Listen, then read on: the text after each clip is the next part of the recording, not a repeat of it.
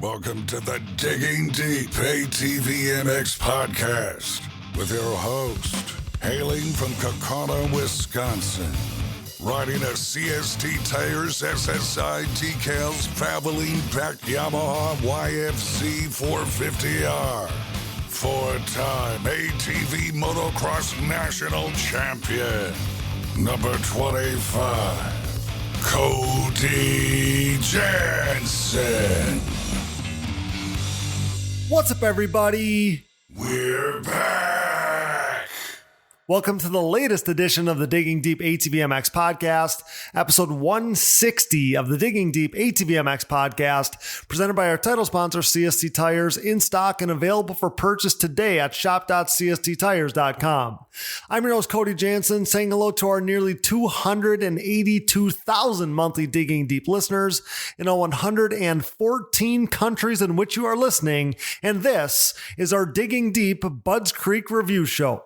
Budds Creek is one of the most iconic locations in all of American motocross, and round 7 of the ATV Motocross National Championship Series here in 2025 gave us so much to talk about.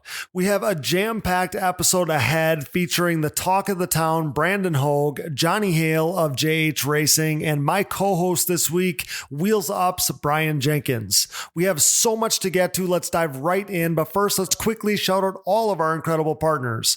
CST Tires, go to shop.csttires.com today. Yamaha, thanks to Blue Crew. Thanks to SSI Decals, Valvoline, DID Racing Chain, Launderville Steel Enterprises and Concrete Supply, DP Brakes, Impact Solutions, Ultimate Poly Products, UPP Racing, our choice when it comes to case savers, chain sliders, intake manifolds, and more. Use discount code DIGGINGDEEP15 at uppracing.com, and Manscaped. Get 20% off and free shipping with code DIGGINGDEEP20 at manscaped.com. Whether it's the Lawnmower 5.0 Ultra, the GOAT of electric razor trimmers, my favorite, the Beard Hedger Pro Kit from Manscaped, or the best nose hair trimmer ever created, the Weed Whacker 2.0, get 20% off and free shipping with code DIGGINGDEEP20 at manscaped.com. Support all the great companies that support us, and for any products that fall through the cracks, click that Rocky Mountain ATVMC banner on our website. It's late in the season. We both know that our gear and machines could probably use a little TLC. No matter what off-road gear parts you need, Rocky Mountain ATVMC has you covered. But before you buy, simply click that Rocky Mountain ATVMC banner on our website.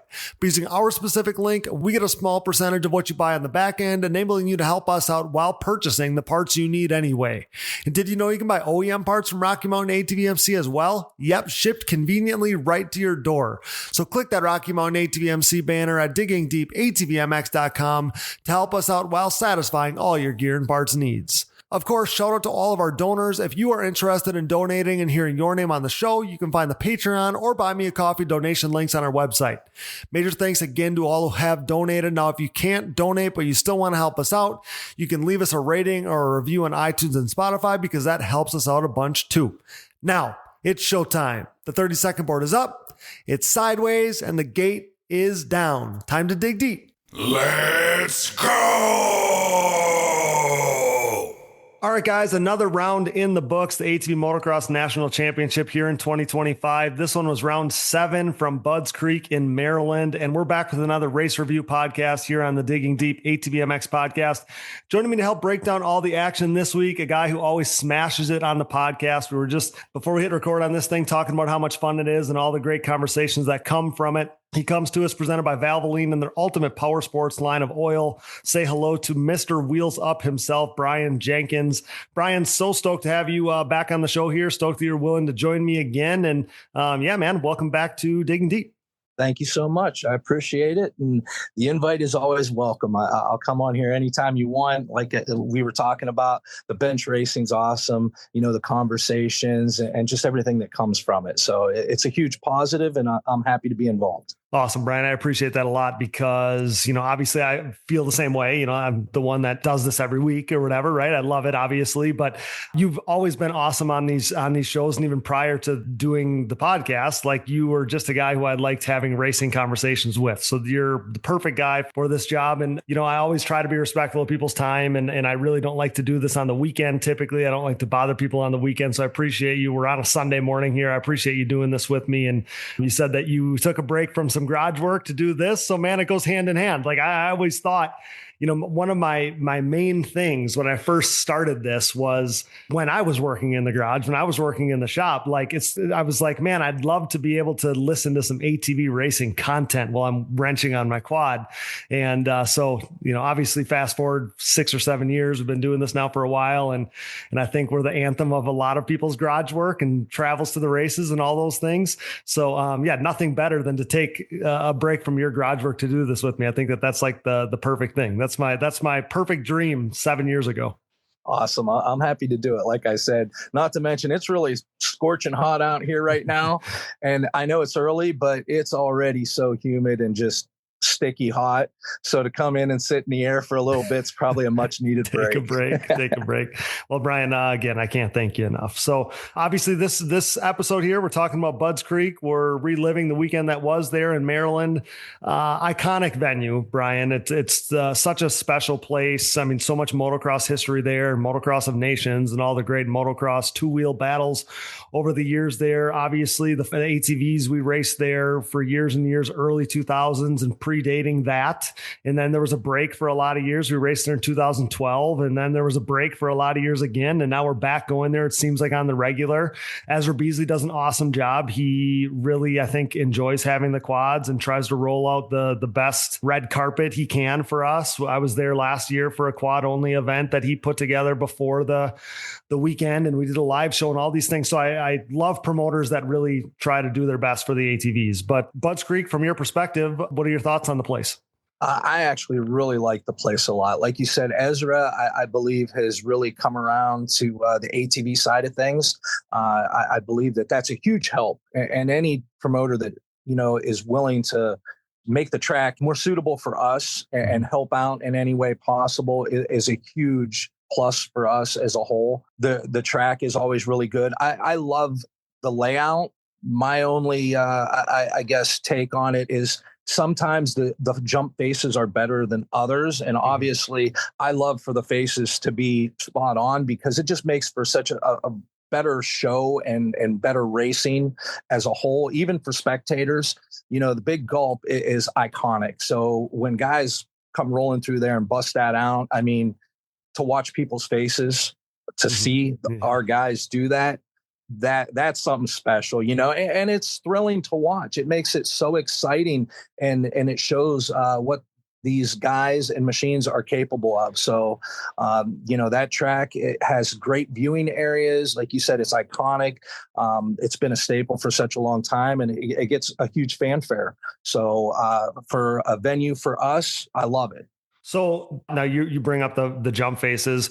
I wasn't there this weekend, so I saw that was the only real thing I was seeing people talking about was, in a negative way, was the fact that, that thing didn't have a good face on it. I don't know if it had a double lip on it or what the deal is, but it didn't look like it also had enough lift. There was only a couple people that tried it. I know Noah Arnold tried it. Joey Norris jumped it, but came up just a little short. It wouldn't have been worth it to do. You couldn't have done that every lap. It'd be like getting punched in the face. So what was the story on that? Did it just not have a good lip, or was it uneven, or what was the deal? Obviously I'm not at the level of those guys. But you've also been racing for 25 years. You know what the face needs to look like. Yeah. And from my perspective, what needed to happen was they needed to take 10 minutes and fix the turn, push that turn out to give them the run that they needed. I feel like it was a little bit too tight and it wasn't run in. They had some weather that ran through there just before I guess I got there. I think it was maybe Thursday. They had a storm like what we had a few years ago. Yep. That was just, it destroyed so much and it dropped so much water so fast. Yeah. So I think maybe that had something to do with it. But with that being said, I'm not being negative by saying the faces weren't 100%. But a few years ago when the faces were right and you were able to do whatever you wanted to attempt to do, I felt like that was a show, and it was so much more thrilling as a racer to be able to know that you could go out there and do those things. You just had to pony up, and hit it. This year, the faces didn't quite have on everything other than the big tabletop, they just didn't have the lift to get over it. Like the big tunnel jump that everybody loves. It's right there off the start. Yep. You hit it wide open and you barely got to where, like, when you landed, it was almost like your suspension didn't even move. It was that close. Okay. So I would have personally had liked to have seen them take, I don't care if it was an hour, go out there, fix the jumps, fix the turns so that you had what you needed to make the show something, that everybody, including spectators coming in to see, would have just been blown away by. Sure. And I understand. And I also, I know you're not being, you're not harping on the negative side of it or whatever. You're just pointing out the facts, right? Like, the ATVs need a little bit more faces there. And it was funny. It's funny because when I was out there last year, we had talked about the fact that sometimes those guys, the track professionals there at Budds Creek, like for a practice day, they won't face Big Gulp really big because they don't want somebody trying it that shouldn't try it. Right. So they are aware of prepping it for their customer that day or whatever the case may be for their riders that day. I just think you're probably hitting the nail on the head that weather definitely had something to do with it. And we'll see that throughout the weekend. That definitely made the track as rough as it got, I would assume, right, Brian? I mean, the track got tore up. It was gnarly, and the weather would have definitely had something to do with that, the saturation that comes with that. And then, you wish it would have had some faces to be able to at least jump that, that one jump that separates people. Cause it is fun. I like that aspect of racing and I guess motocross racing when not everybody can do the exact same thing. That's a fun aspect. When there's a wild card thing out there where not everybody's doing it. And we saw that with Big Gulp in the past. Not all the pros would even jump it, right. The guys at the front would maybe, and the guys maybe a little bit farther back. It was like, which guys are doing it, kind of separated some people. So, and I remember that in my pro class days, like that giant triple we had at Muddy Creek. Yeah. And that was one of those jumps, man, where it was like, man, if you do that, it's good for like a second or two, if you grease it. And late in the moto, when you're tired, if you got a spot on the track where you can make up a couple seconds, that's a big deal. But maybe for next year. The one thing I will end on, in this realm of the conversation is I saw those photos of Jeremy Osborne, a guy that you and I obviously both love, out there on the racetrack. And then after the fact, Ezra talking about how much it meant to him that Jeremy was out there helping out and doing his best and all those things to try to help the racing be the best that it could be at Budds Creek. From one track promoter to another, having a guy in there and then complimenting him being in there, that was pretty cool on Ezra's part. 100%. We all love Jeremy and what he does, and know how much he puts into the sport himself. And he was excited about it. I had actually talked to him prior to the weekend, and he let me in on that. And I was like, oh, that's great. Hopefully, I don't know if they're going to rein you in and, you only get to do so much, but the more time you get to spend on the track, the more excited I am. Mm-hmm. So, I was really looking forward to that. And I know that he did fix some sections and he's seen what we were talking about and different things that were brought up, but I don't know that he particularly had the time, to get to everything there. So, right. I do know that what he did touch, he made better and made things flow nicer, if you know what I mean, the way things were linked together. So, and obviously Jeremy knows what he's doing. He's been doing it a long time. So that's a huge plus anytime that can happen. Well, and I think that's another thing is you said linking things together. There's a couple places at Budds Creek where the ATVs don't run every hill line. Yeah. And so when we raced there in 2012, I think I'd probably say this right to Ezra's face because he wouldn't have been the one in control at the time. He's like my age, so he would have been a kid. But it wasn't that great because the links between sections where we were cutting stuff off, like you're saying, it was just like not prepped, dry, dusty, flat, so then I came away from that weekend thinking, man, the track at Budds Creek looks cool, but the track that we got wasn't that great. So just like you're saying, I think that's the biggest thing on some of those big national tracks like that is if you can have some prep that it does link the track together. So it's not like you're cutting, it doesn't even feel like you're cutting out sections from the bike track. I feel like that's an important thing. And I think some of the photos I saw of Jeremy working on the track were in some of those sections that you're talking about, where it was linking one hill to another, where, potentially we were cutting out a loop of the dirt bike track. So anyways, credit to Ezra. Budds Creek is legendary. Credit to Jeremy for his help. And yeah, like you said, I think the weather had a little bit something to do with it. The track ended up being gnarly. Not only was it gnarly on the racetrack, the temperatures were insane. So tell me about that too, Brian. I mean, obviously you're talking about it being hot where you're at right now in Ohio, but the heat was in every rider's post about the weekend. I mean, the heat was a topic of conversation going into the weekend, during the weekend, and then after the weekend. So that was not something to scoff at. No, it really wasn't. And I think it caught everyone by surprise because, as racers, we all watch the weather leading up to the race. You just can't help but try and, prepare and take what you need.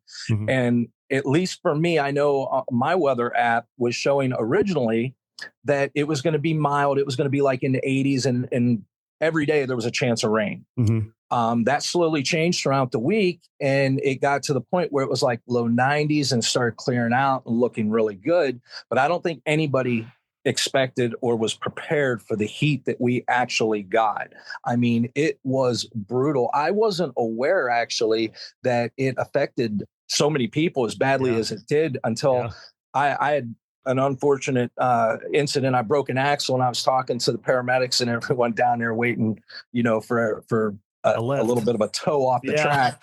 And they were saying how, there were people dropping like flies because they weren't hydrated. They didn't realize they were in the sun that long, or it was as hot as what it was. And it was really brutal. Obviously it affected some of the racers. We heard what happened there. And a lot of people that were requiring medical attention because of it. So I think it snuck up on everyone. And it played a huge factor, not only on the weekend, but in the racing itself. You're exactly right. We definitely saw it affect the racing going into the weekend or going into the race day on the morning of. I saw a comment or two, could have been Dom from the program or something, commented on the fact that you're going to see the guys that have done a lot of heat training, and you're going to see the guys, today, there's no hiding from that heat. You're going to be able to tell the guys that are ready for it and the guys that have maybe been not slacking, but whether it's, you know how it is, Brian, whether your stuff's broken down, you're not able to do as much training, in between races, all those things. Like there's plenty of factors, but you knew the heat was going to be a factor, I guess is what I'm getting at. So the race day starts for these guys. Qualifying was actually really interesting because, Joel ends up being the quickest, but Brandon Hoag was second, just a half a second off the pace. And so there was so much going into the weekend with Brandon, because I posted the day before, that he was really good at Budds Creek last year, and, he's going to be a guy to watch, and he didn't have the weekend that he wanted at Sunset Ridge and all these things. He's going to be a guy that's, looking for some vengeance on Saturday at Budds Creek. And I get a couple messages here and there coming in that, he's not even racing and this and that. And I'm like, well, trying to make sense of what? No, no, I would I feel like I would know, I'm close enough with Brandon. I know enough people. I would be tipped off by the fact that Brandon is not going to race. So I look at the entry sheet and Brandon's name is not on the entry sheet, which, I mean, some guys sign up morning of, but as a pro, you typically don't. Right. So really, Brandon? So I'm like, okay. So I start putting some feelers out there and figure out what's going on. And the next message I get at that time, I'm not getting any real solid answers. So I'm like, this may be questionable at this point. And I need to know this, to be able to let people know. So then I get a message from Johnny Hale, and it's a picture of a quad with JH on the side and a number 26 on it. And it says Brandon's racing tomorrow. And, the Johnny Hale quad, you can tell it's basically brand new quad with number 26 on it. I'm like, okay, so we got a story on our hands. And then I saw Johnny, I think, also post on one of our posts saying, no, he's racing, and maybe that was where the photo was posted as well. So I'm like, okay, well, this is really That was Friday night, right? That was Friday night. Yeah, that was Friday night. So, So now, Brian, you're the first one I'm recording with for this episode. And okay. I'm going to have more of the story. I've had more of the story like told to me, but from multiple different angles. But I'm hoping to have a little bit more of the story included on the episode here. So I'm going to include as much as I think I can say without, I don't want to blow anybody out, right? But 100%. That's not my deal. I'm not about the clickbait stuff and whatever. But I do want people to know that, like, the story I've been told now is night before, Friday night, Brandon is not planning to race. Day before Friday, Brandon is not racing. And somewhere along the line, I don't know when this plan comes together with Brandon riding a JH quad, but it happens. Moto Mom has been doing an awesome job shooting photos for us at the races. So I text her on Saturday morning and I'm like, you need to get me some photos of Brandon on this quad, you know?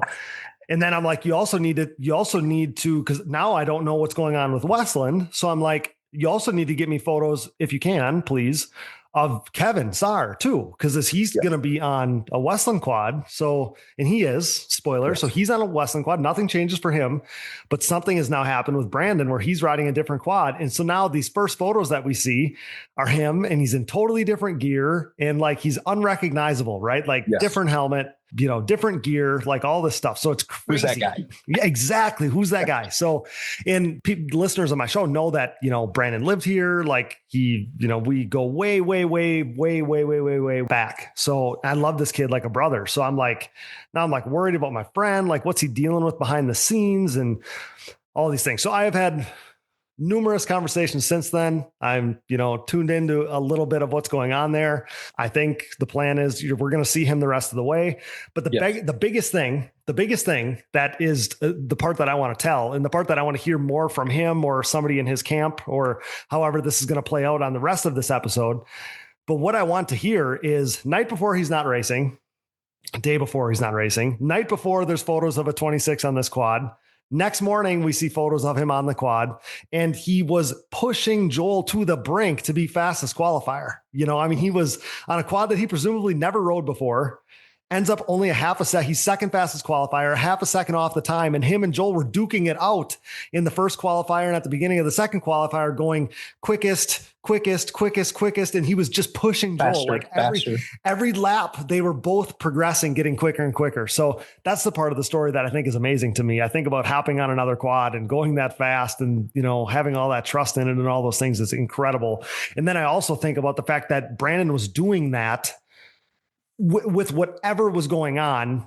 It's not like his program was 100% coming into this race. And then that's what he does when he gets to the racetrack. It was seemingly tumultuous, turmoil, rocky, whatever you want to say.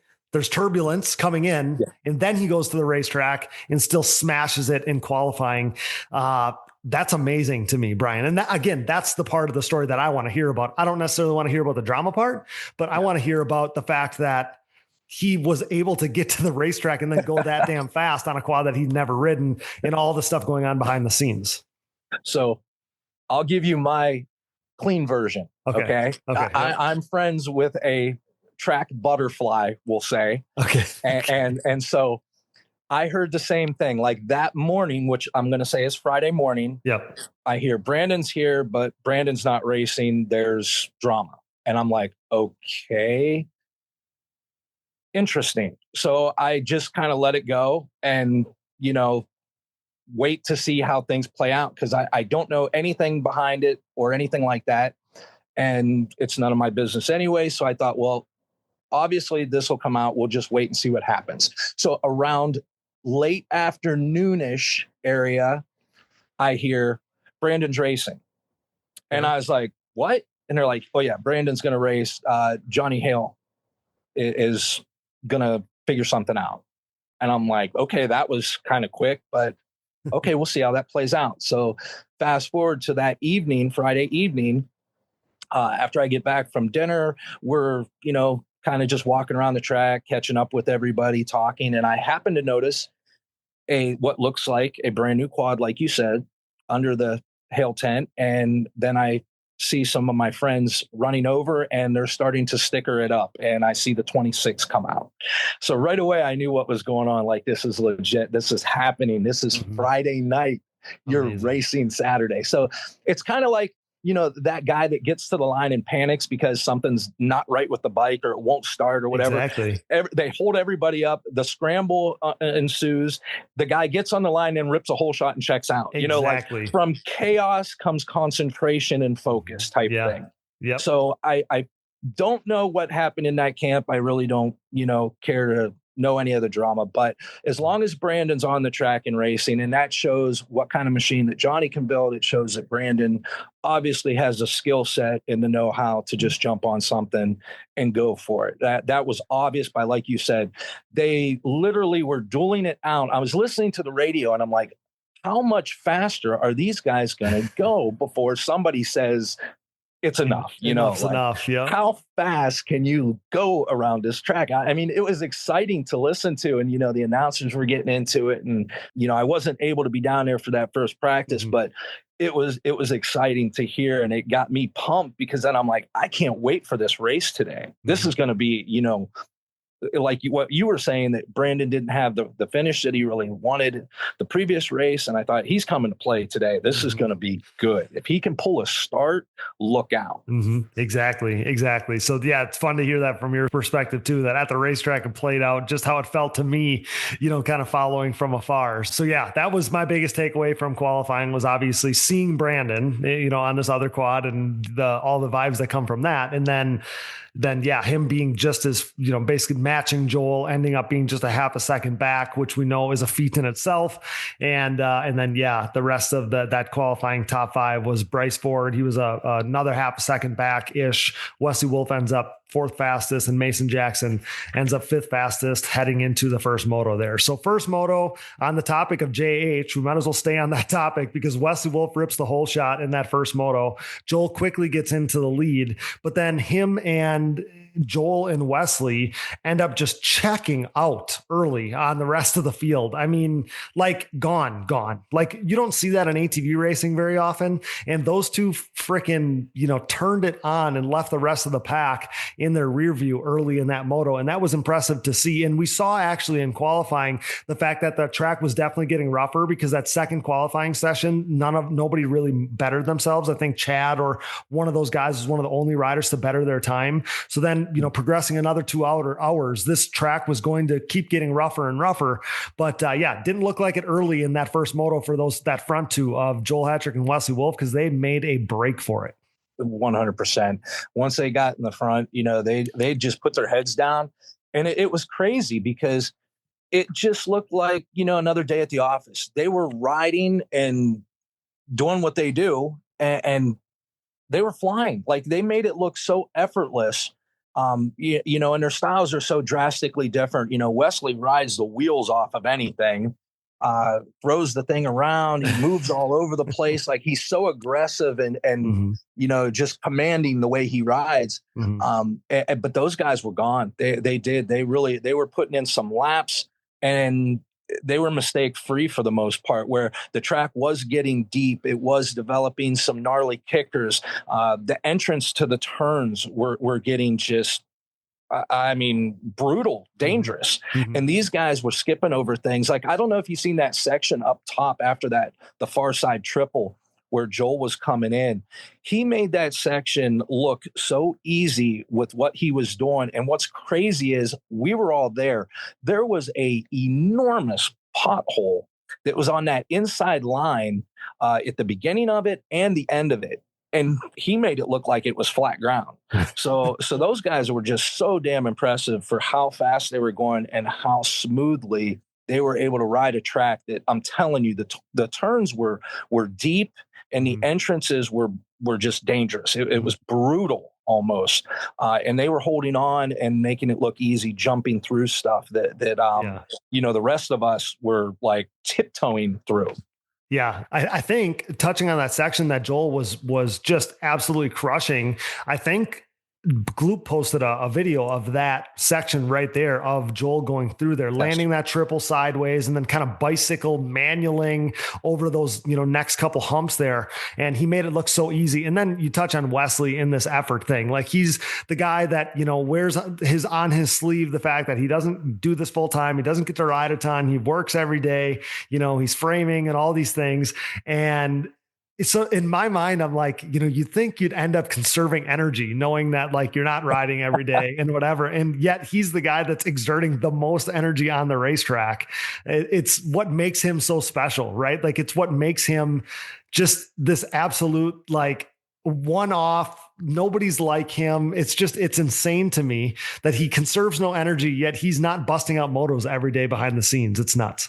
Well, think about it. He's the working class hero. This guy's like, throwing shingles over his shoulder or whatever he does, and up and down ladders. And I just picture him like being a jack of all trades when it comes to, roofing and building houses, whatever it takes, that's just my, perception of him. And he's such a great guy, and he does pay attention. He watches a lot more than you think, all the racers. And it's pretty wild that, I'm happy for him that he did so well, but think about it. That's in his wheelhouse when everybody else, like I'm doing right now, I'm sitting in the air, taking a break. This guy's up on a 110 degree roof, probably, right now, barking orders at somebody, to get something done. So, I think he was in his own element. I think that was an area for him to shine when everybody else was like, oh my gosh, what are we going to do? Am I going to be able to handle this? He was probably like, yeah, it's my time to shine. This is my day, to come out and show these guys like what it's like to work in this from morning till night type thing. So I'm happy for him. And he rode, he was amazing out there. Like I said, he was so smooth and calculated that it was very impressive.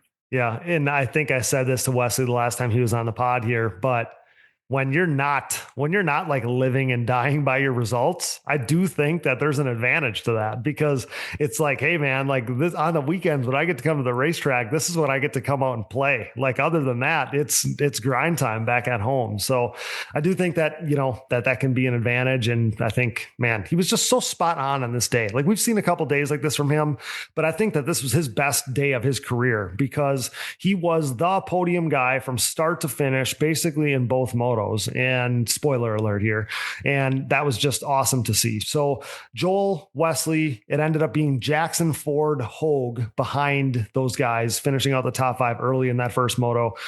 Bryce eventually catches. Bryce and Brandon made up some time on Wesley at one point. Bryce ends up getting Wesley Wolf.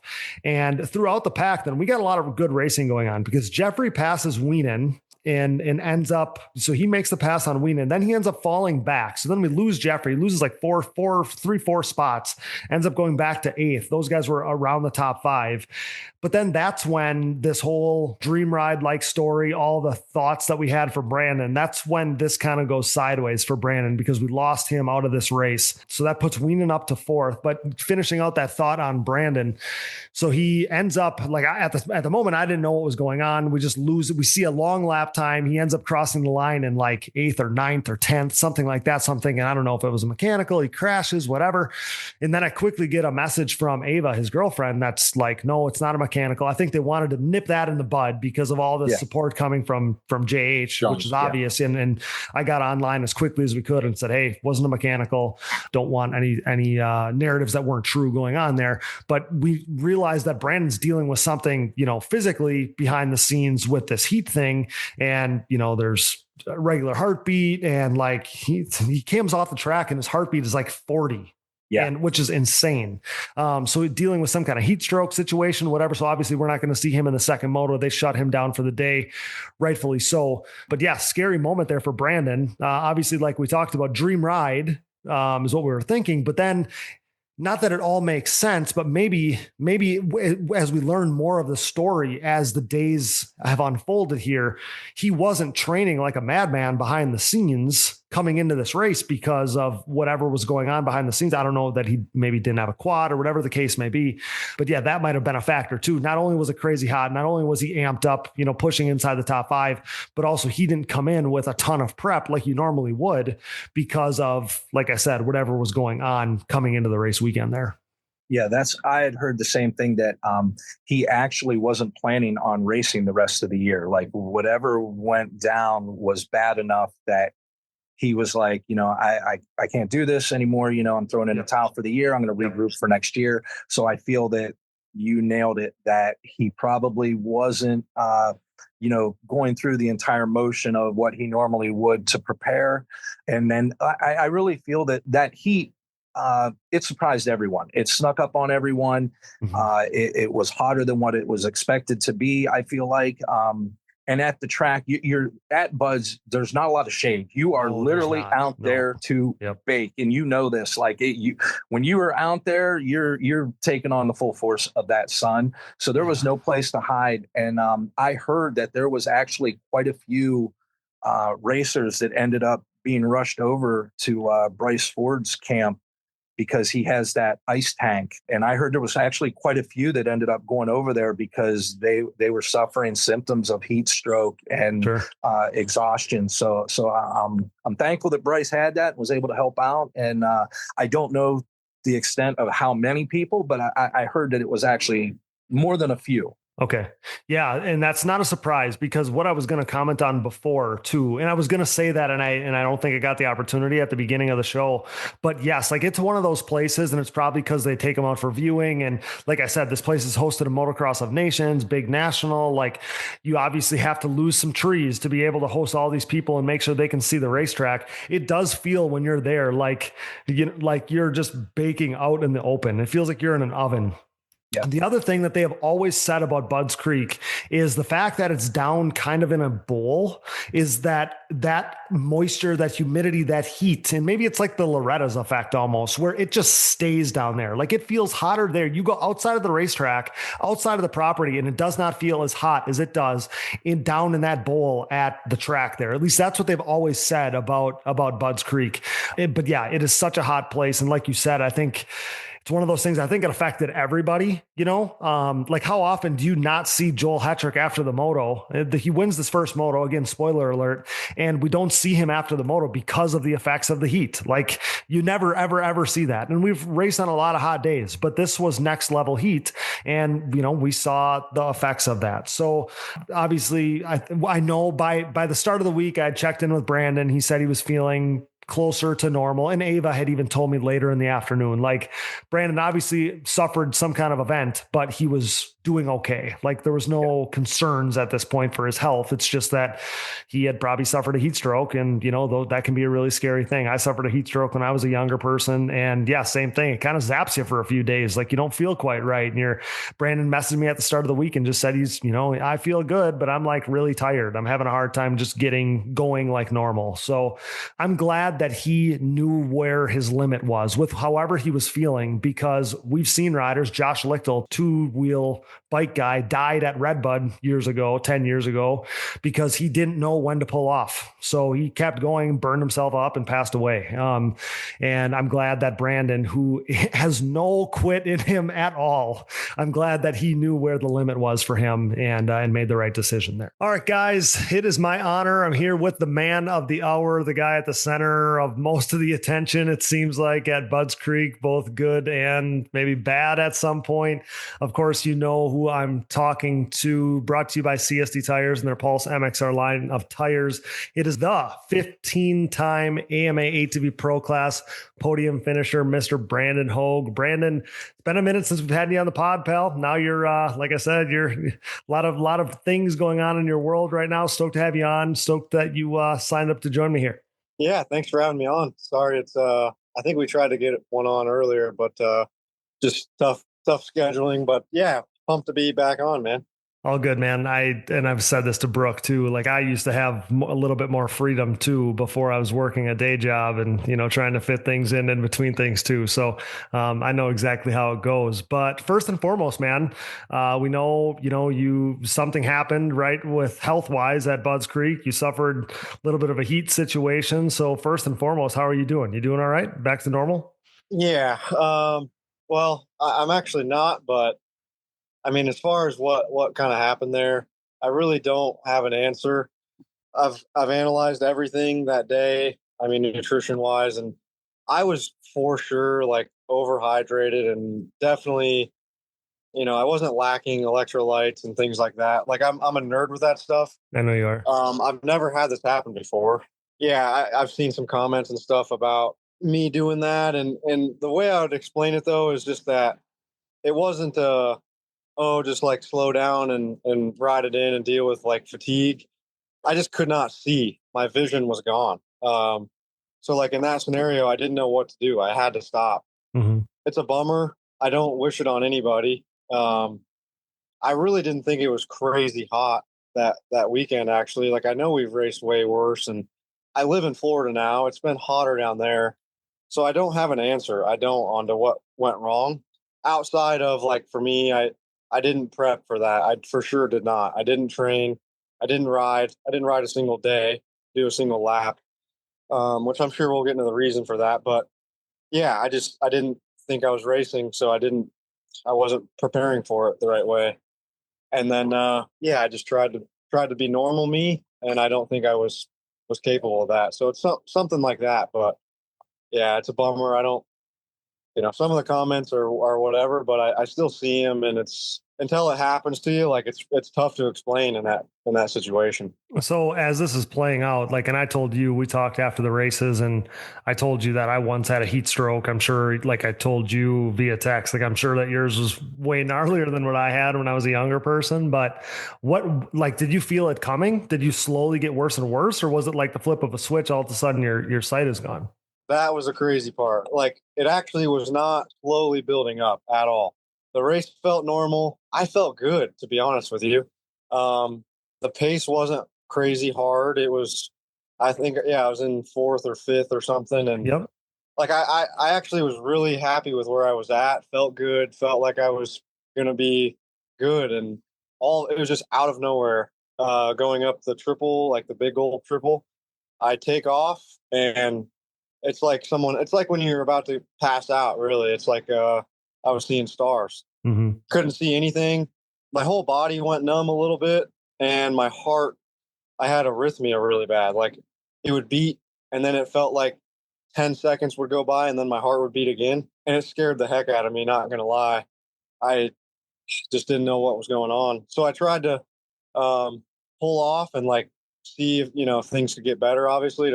Like, I was in a position to where I think Chad was like 8 or 10 seconds back. I would have just rode it in, Mm-hmm. like I would have slowed down or done whatever, but it didn't go away. So I didn't know what to do. And I had a DNF, unfortunately. But I'm glad, and I think I said this to Brian earlier in the episode when we were talking about the races, but I'm kind of glad it went the way that it did. And I'm kind of glad that it didn't slowly come on, because there's these horror stories of like Josh Lichtel, who died of a heat stroke at Redbud that year on a motocross bike. Like, and I know, and that's why it scares me to think about that, Brandon, because I know that you have no quit in you. Like, I know that if there's anybody that's going to run this thing till the bitter end, it's you. So I'm almost glad that your sight went, because it gave you no choice, Well, yeah, it's, like, that's the way I'm looking at it, because not even that, but just, I definitely would not have, I'm never going to pull off.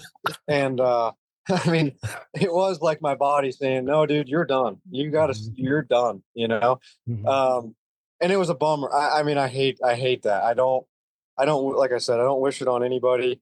I don't know how many laps we had left, but yeah, I'm never going to stop a race like that. And it gave me no choice, probably for the better, for Mm-hmm. sure.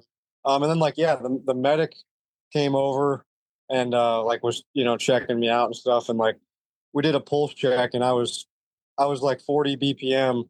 I mean, immediately after the track. So, pause for 1 second. So, exactly where your heartbeat would normally be. So like mid moto, what is your heart rate at? It's got to be 180 ish or something. Yeah. Like that. Yeah. I'm averaging the 190s in a moto. Okay. So and you're I at 40.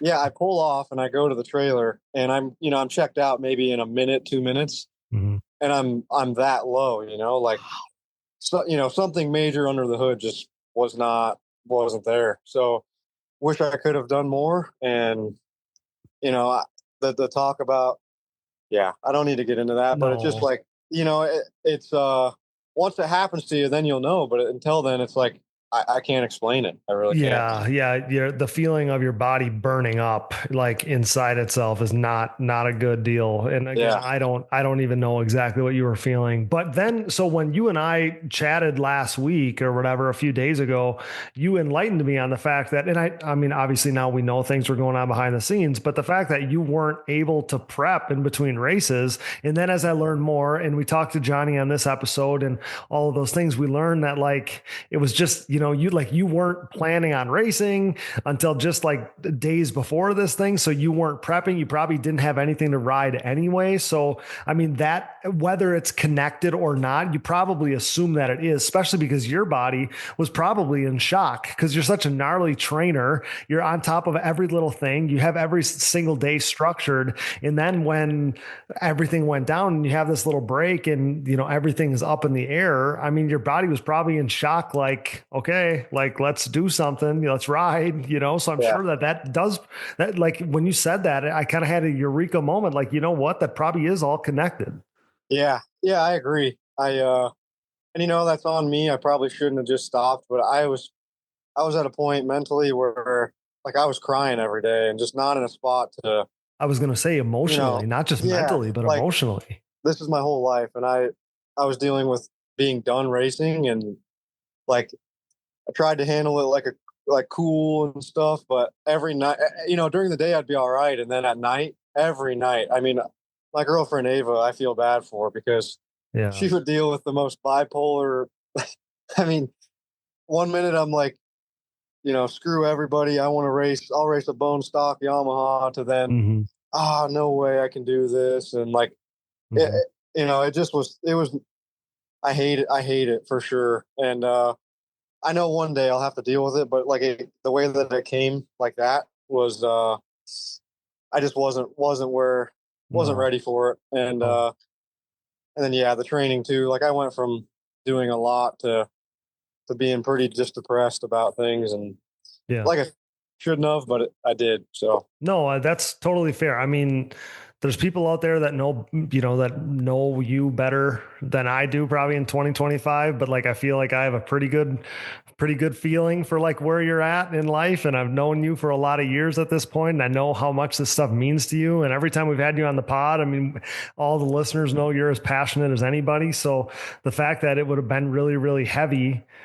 is no surprise to me or anybody listening. And at the same time, Brandon, like, every athlete in other sports, we've heard 100, or more, 1,000, 10,000 interviews from athletes saying everybody wants to end on their own terms, so to just get it ripped out away from you for whatever reason is not what anybody wants. And that's never going to sit good with anybody. You're always going to feel if that's how it ends for anybody, you're always going to feel like it's unfinished business, and nobody wants to end that way. So I guess maybe this is now when we try to fill the gaps on whatever was going on, because I'll tell you from my perspective, and I know I recited this, I think, to the previous guest that we've had on this episode, but so on Thursday, I think before the races, I post something about, you and you didn't have the greatest day at Sunset Ridge, and, you're going to be back for vengeance. You're really good at Budds Creek last year and all these things. And, I get a message or two or a comment or two that I see that it's like, he's not even racing. I'm like, what? Like, what do you mean he's not racing?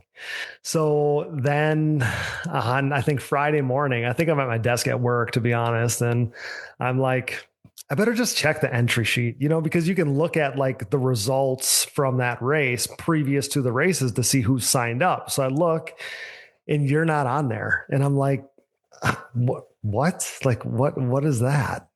So I start getting some messages about like something might be up and Brandon's not racing. He's at the track, but he's not racing and this or that. Then fast forward to the end of the day and Johnny shoots us a photo of, this JH quad with a 26 on it. And at that point, I'm like, okay, now we got a story on our hands, and I couldn't wait to see how this is all going to play out. So can you like just fill us in on however much you want to say or not say about how that all came together? Sounds like it came together pretty late and you were hemming and hawing and you didn't really know how you wanted to play it. So I guess fill me in on as much as you want to what was going on there coming into that Budds Creek race. Yeah. I'll start off with just saying that, like, the truth behind all of it was, like, it was just things going on that, I think it's not necessarily a specific fault from somebody or something, but just like yeah, I mean, it's tough to get into the details, but and again, and I want to tell you now, I told you off record, and just so the listeners here, because I think I said it to the other guests as well. Like, I'm not into the drama part. Like, I'm not trying to get in, and you know me. Like, I'm not. Yeah, that's not. I know you're not. Yeah, I'm not trying to put you in a weird spot. I just got to say that though, because yeah, you're definitely not. I'm not. That's not even the part that interests me. The part that it comes together last minute. You hop on a quad that you had never ridden. You go out there in time qualifying, and you're matching Joel. All of those things you said. You went to the first moto. You feel super good. That's the part of the story that is super interesting to me. How that all came together. And obviously, we know that there was turmoil going on behind the scenes. Yeah, I mean, there's obviously dots that you can connect without you saying anything. But yeah, I don't want you to have to get into that part of it. No, yeah, I guess I just wanted to start with it a little bit, but like, all I can really say is, I want you to tell whatever you want to tell, I guess. Yeah. All I can really say is, I'm not going to sit here and make things bad and negative, and kind of just want to move forward with it, move on with it. I'm extremely grateful for the last 2 years, and things, maybe all good things do come to an end at some point, and it was one of those things that happened. But then, I did not know, I didn't have a plan to just come back and race. And I'll be honest, like, the Sunday after sunset, I had some calls with a few individuals that I really respect a lot and are, like, heavily into my program and stuff. And I had, like, I had a lot of what I dream of as far as support and, I wouldn't say offers, but just things that I really, really liked.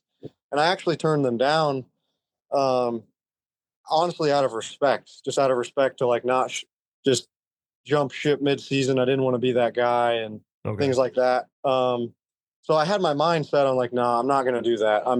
I need to try to wait till next season and that route, out of pure respect. Like, that's just down bottom of my heart.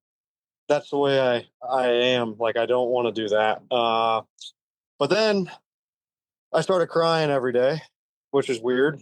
I mean, we're grown men, and started getting super emotional.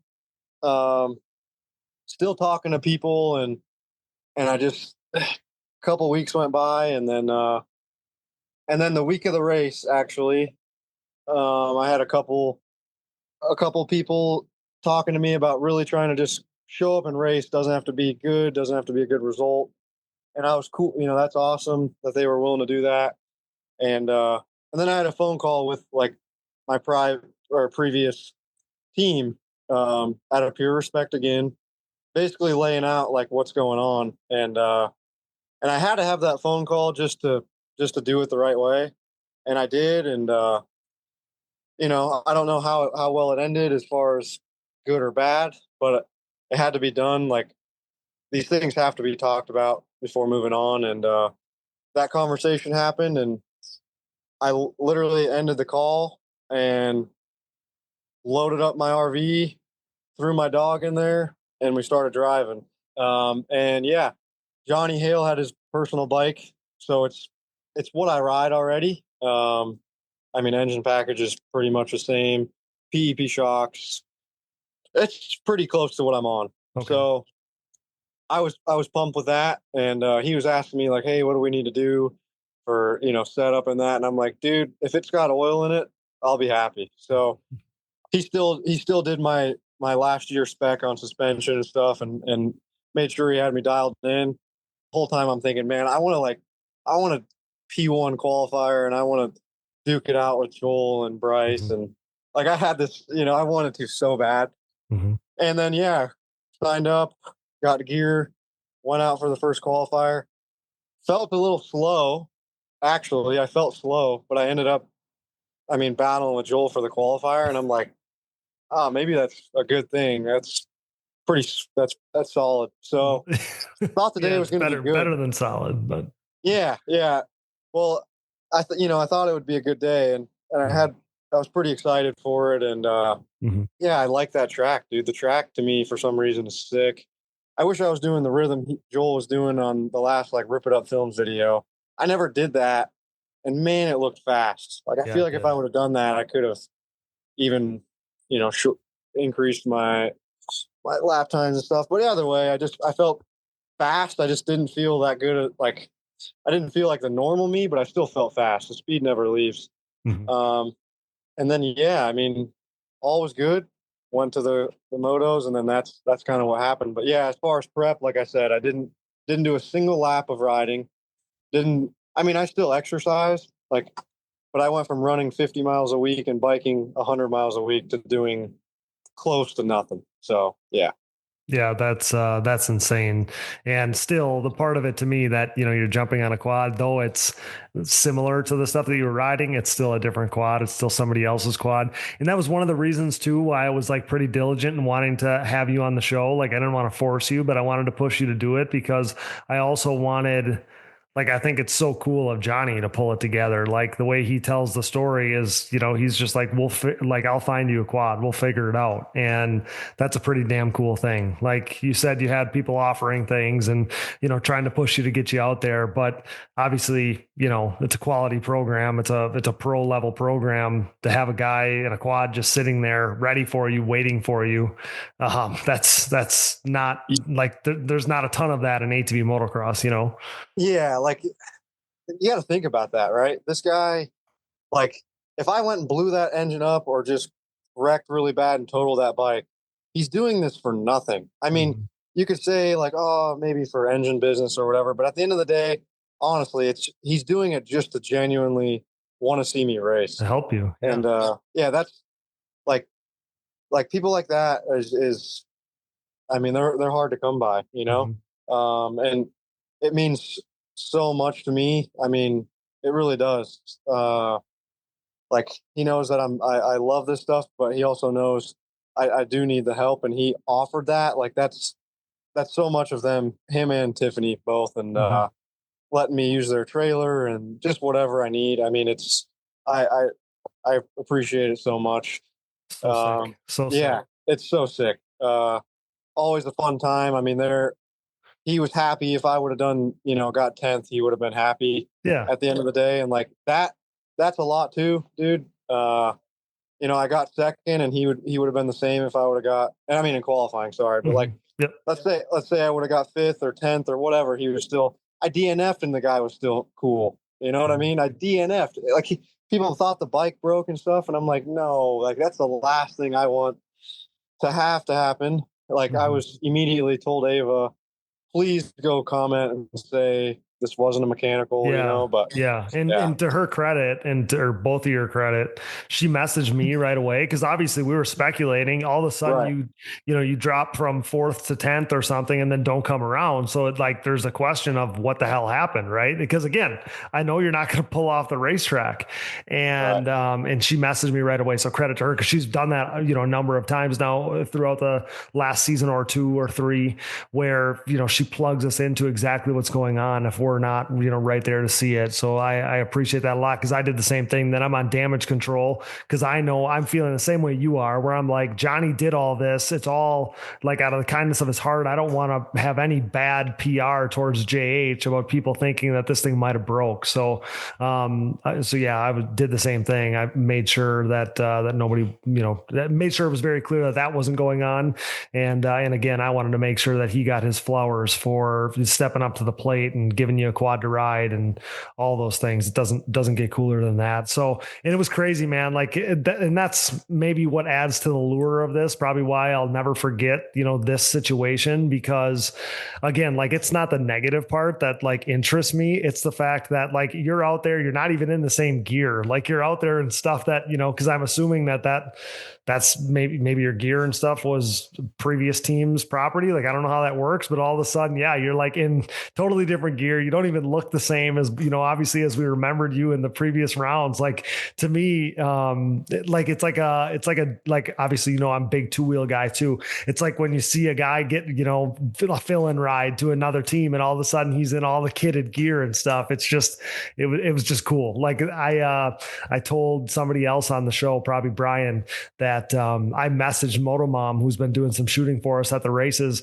And I messaged her on Saturday morning and I'm like, you got to get me pictures of Brandon as fast as you can, because I got to see this stuff. That's funny. Yeah. I thought it was cool to do the gear thing.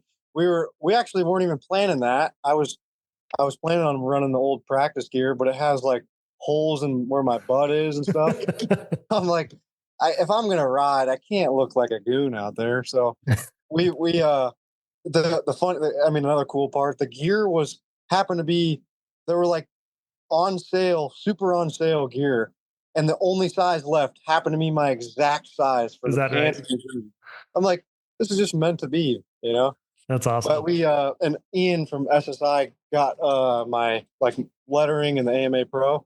Okay. And we were in my RV and trying to iron the 26 Hogue on. And you'll see photos, the whole thing is falling off the back.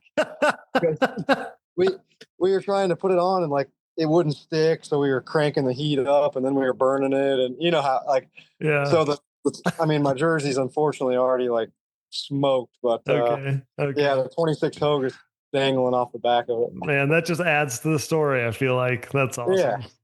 Yeah, that's awesome. But, it's just I wanted to do it I really want to like.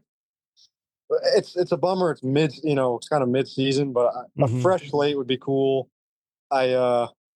New faces. Just there's a lot. There's a lot to a program, but it has me excited to try to do something, pull something together. It's funny. I got so many handwritten. I'll send you it after this, actually, in private. But I have so many handwritten ideas of like what I want to do and program, awesome. Products, ideas for setup, easy ups, like just tons of ideas that amazing, I want to keep racing. Like at the end of the day, I really do. And this whole thing, like it was a financial thing. It was strictly financial. I made decisions in my life, like an apartment and things that you just end up doing, and it was planned on something, and it was all financial, man. So like moving forward, I'm going to have to obviously scale everything to do things, but just looking forward to the future to try to do something. Well, I think that based on some of the stuff that you've told me, like there wasn't a ton of excitement at all throughout the season so far. So the fact that, there's stuff going on behind the scenes and you're struggling in a way and all of that, you still have multiple podium finishes. You still have been fast and all of those things. You've been dealing with stuff behind the scenes. It sounds like your practice program is better than it had been. I know that you've been doing some riding. You were doing a riding school right over the weekend. So I know that you would have been spinning laps and all of that stuff, which is a step in the right direction. But I almost look at it like you almost get a little bit of a leg up. Not only is it excitement, it's going to be fun to go racing. You're going to cherish being at the racetrack probably more than ever. Right? Like I'm sure, obviously you're at Budds Creek thinking, prior to that, you're thinking you weren't even going to be there. So again, you're going to get a new lease on this season. There's going to be excitement and appreciation that comes with that. At the same time, you're going to get a little bit of a jump on potentially, the things coming together for 2026, like you're going to have a couple rounds here to almost preview what that could be like, whether Johnny's involved, and I'm sure he will want to be at some capacity or another. And you're going to get an opportunity. I mean, you're not locked into anything right now where you're going to get, you got these ideas already going and it's June, and that's a good thing, trying to get things set up for 2026, I think. And the other thing, Brandon, is and I don't know how to say this, but like everybody under the sun, everybody in ATV racing for the most part cheers for you. You know, I mean, you have like everybody, you're the guy that like so many people cheer for. And you also, you know, everybody under the sun, you know, thinks that the Brandon Hoag thing is that, man, he's got the worst luck that there is. And there's so many people that want to see you succeed and do well. I think that you're going to have a lot of time here to get a program together for 2026. And there ain't no way that the ATV community is not going to let you be out there and with a good, solid program. At least that's how I feel. And I told you, you know, in via text private, like you said, just the other day, if there's anything we can do, you know, whether it's support from any of the companies that we work with, that I work with on a personal level, whether we can get you some easy ups, because obviously I'm in tight with easy up. I mean, anything I can do to help, man, you know, I will. I appreciate that a lot. And also the comment about the support, and you said what you touched on with people supporting me and stuff. Yeah, dude, it means a ton. I see a lot of, I see all the comments. I literally am still that guy. I'll read every single comment out there. Good and you bad. love it. It's because you love it.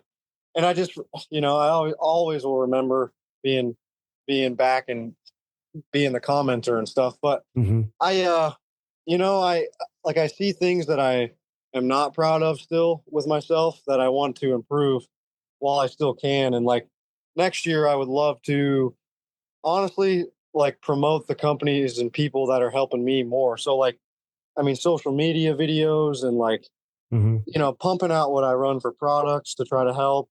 My graphics, like I would love to control, you know, what they look like, who's on them, how you can get on them. And like, if people want to support me, something like $50 for some tear offs at the track, like I have no problem shouting you out, you know, and just, I feel like I've never been able to do that the way I want to do that. You know, make a video talking about how much I love my RP exhaust and J8 engine and, you know, and just like more in-depth stuff, day-to-day life, and try to show that I'm a bit better of a person that way too, than just like, I've been lacking the showing that, and my social media and stuff I'm not super strong with. So I want to be better at that. And, and the people, like, while I have this opportunity with you too, like, Johnny Hale and the Hales, of course, and, RP race, like Grayson Eller next year, I want to either have the best looking setup in the pits or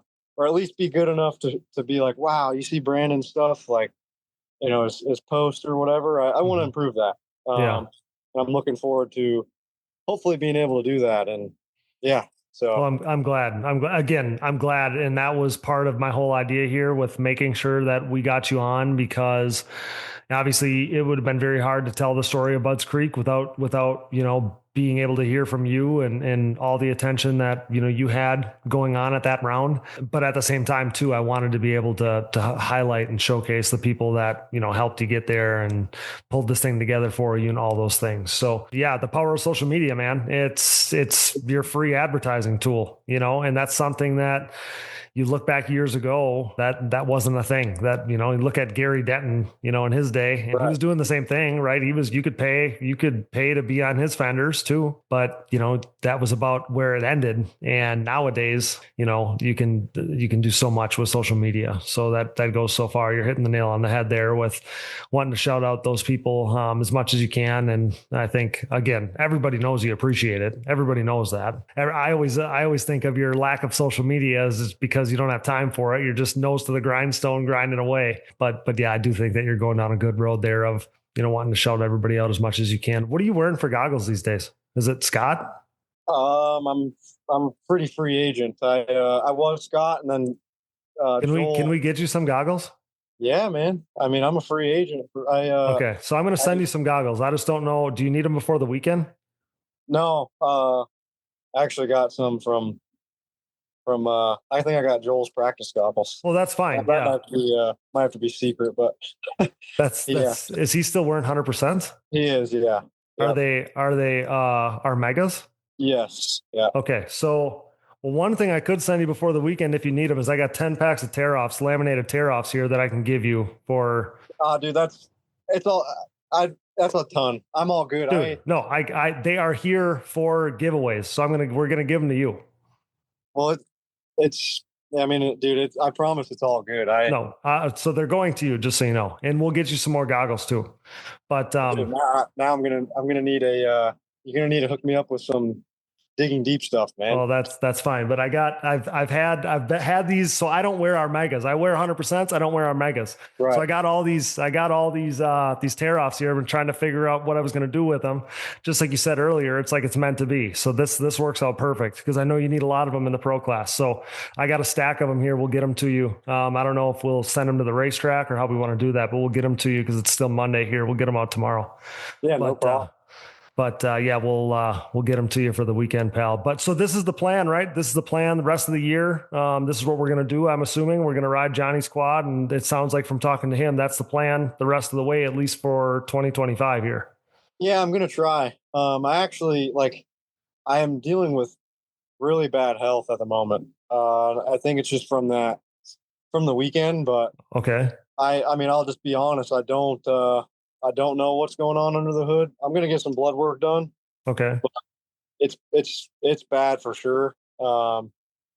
Training. So what are you dealing? I mean, are you just low on energy? Is that what's going on? Just like really abnormal stuff in the numbers. I mean, okay. Like just for an example, running and cycling and all the rowing, whatever it is, mm-hmm. Like, certain heart rate should be for me pretty low. And I'm talking there 40 to 50 beats off. Lactate, I use lactate too, just to check things. And yep. I was curious on if that would be way off with what's going on. And it's like, I should be around 0.8 to 1.0 on some of these things. And I'm like 8, like whoa. The most abnormal, man. Like it's super not normal for me. So are we going to get some blood work before the weekend or? That's actually the plan. Yeah. I'm going to do a full panel. It usually takes 48 hours to check, but yeah, I just feel like something's could be a little bit worse right now. Just got to get somebody who knows what they're looking at and having eyes on, Yeah. I've had like in the history, I've had bad stuff with, like really low ferritin and pretty anemic, which is like really bad for performance. But this even is like, I don't know. It's not what I've felt before. Could be just from the weekend, like I'm not recovered or something. But well, I mean, whatever your system had going on, it felt as if it was depleted, right? Like that's some of what. I know you said you weren't low on electrolytes. It was none of that, but for whatever reason, your body overheats. And from what I know about the heat stroke thing, like, fatigue. And obviously if you have some crazy fatigue going on, your numbers are going to be way off to make you feel that way. I'm assuming that's gotta be somewhat what's going on here. Yeah, for sure. Whatever it is, dude, it's not cool. I'll tell you that. It's gnarly. I rode since the last round and I can go fast, but it does not, nothing is like what it is normally. Okay. I mean, even just like a quick jog to the pickup or something. It's like, what's going on? Something ain't good.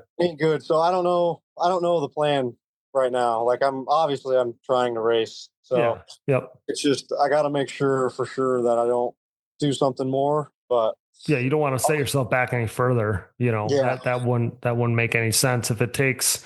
I mean, I don't even want to think about it this way, but if it takes taking one more race or one race off here to get back to freaking normal, like that's the thing. Like I'm in a bad spot in points and stuff. So like, I would be okay with it, but it's not what I want to do. So I'm just gonna. That's why I have to get blood work done and make sure. Yeah, because if something's super abnormal, then I might need to dig deeper. And it doesn't pay to set yourself farther behind. Like that wouldn't make any sense.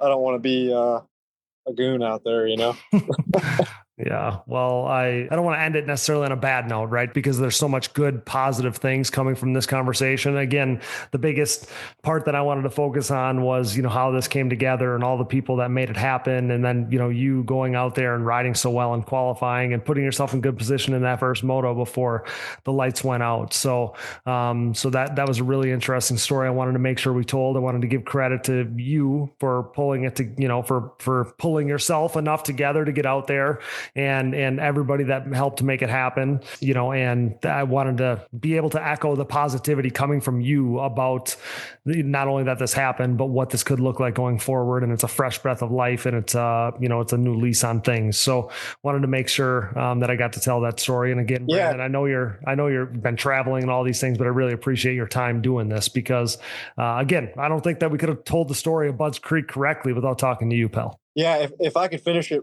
just with this, if you want to be a part of the program, please reach out to me. I'm a free agent. You can get my cell or DM me or message me. I'm a free agent, and I'm definitely in a not great situation money-wise, and I'm just being honest. So, every little bit helps. $20 helps.